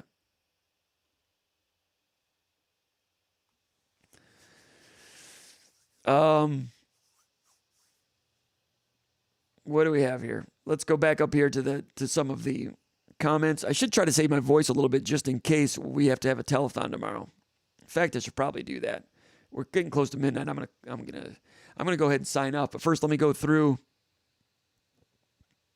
some of these comments. Save my voice for tomorrow a little bit. What do we have? Got my Christmas cheer cup.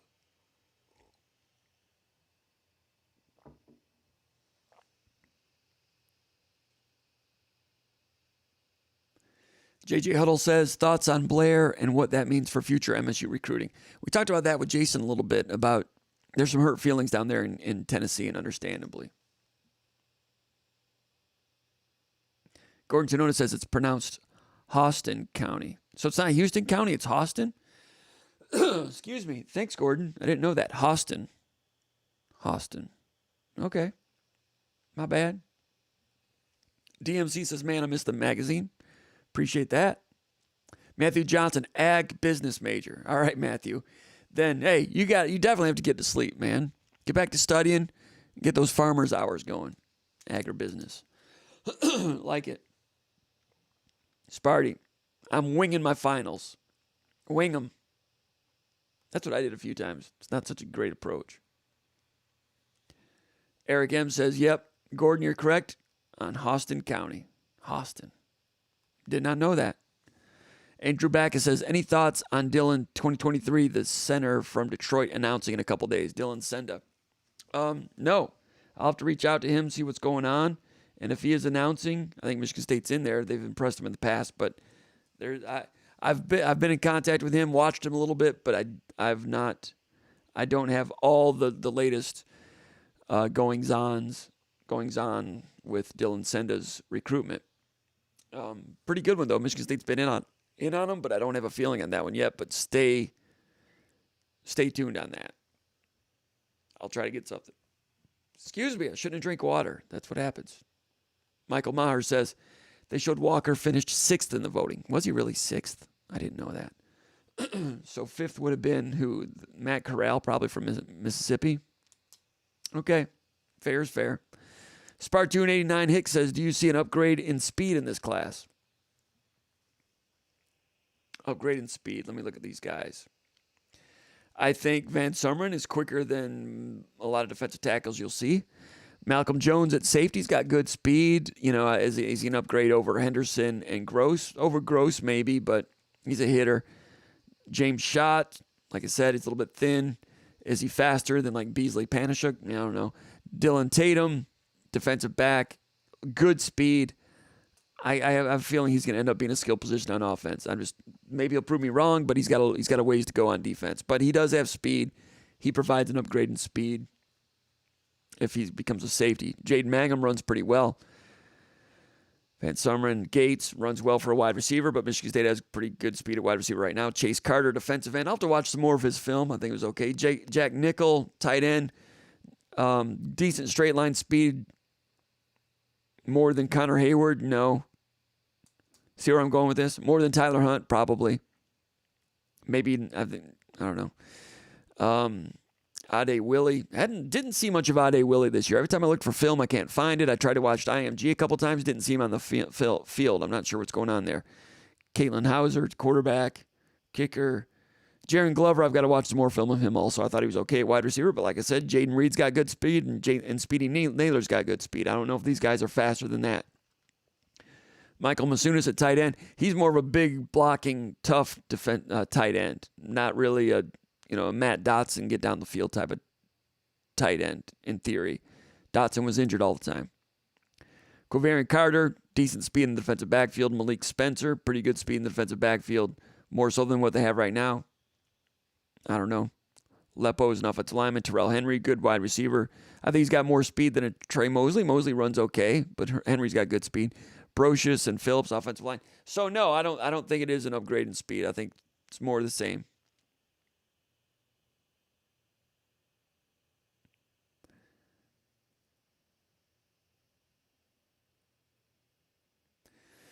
All right, we're just going to have to go ahead and wrap this one up. I appreciate everybody and all the posts here, but we're getting toward midnight.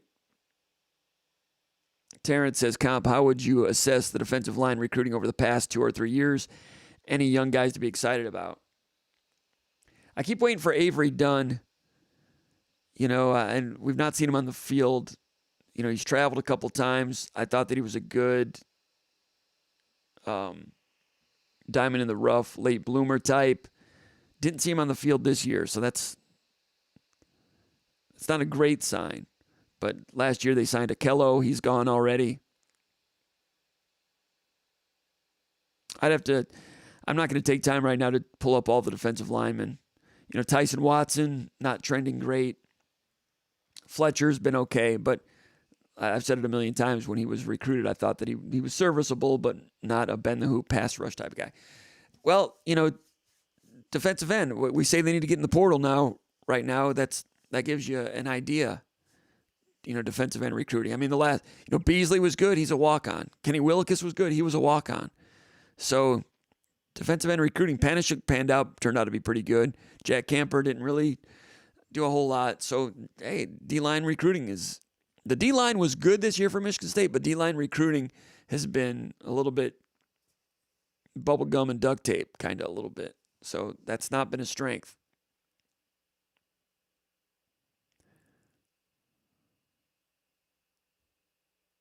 We lost sound? We lost sound for some reason. I was not aware of that.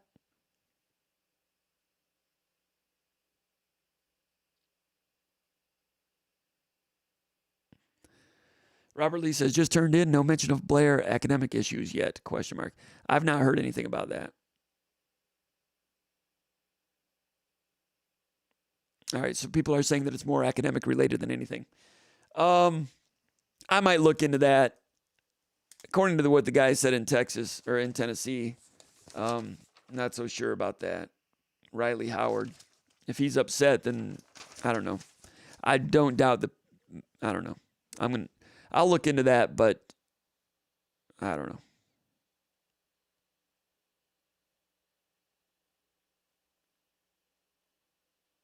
All right.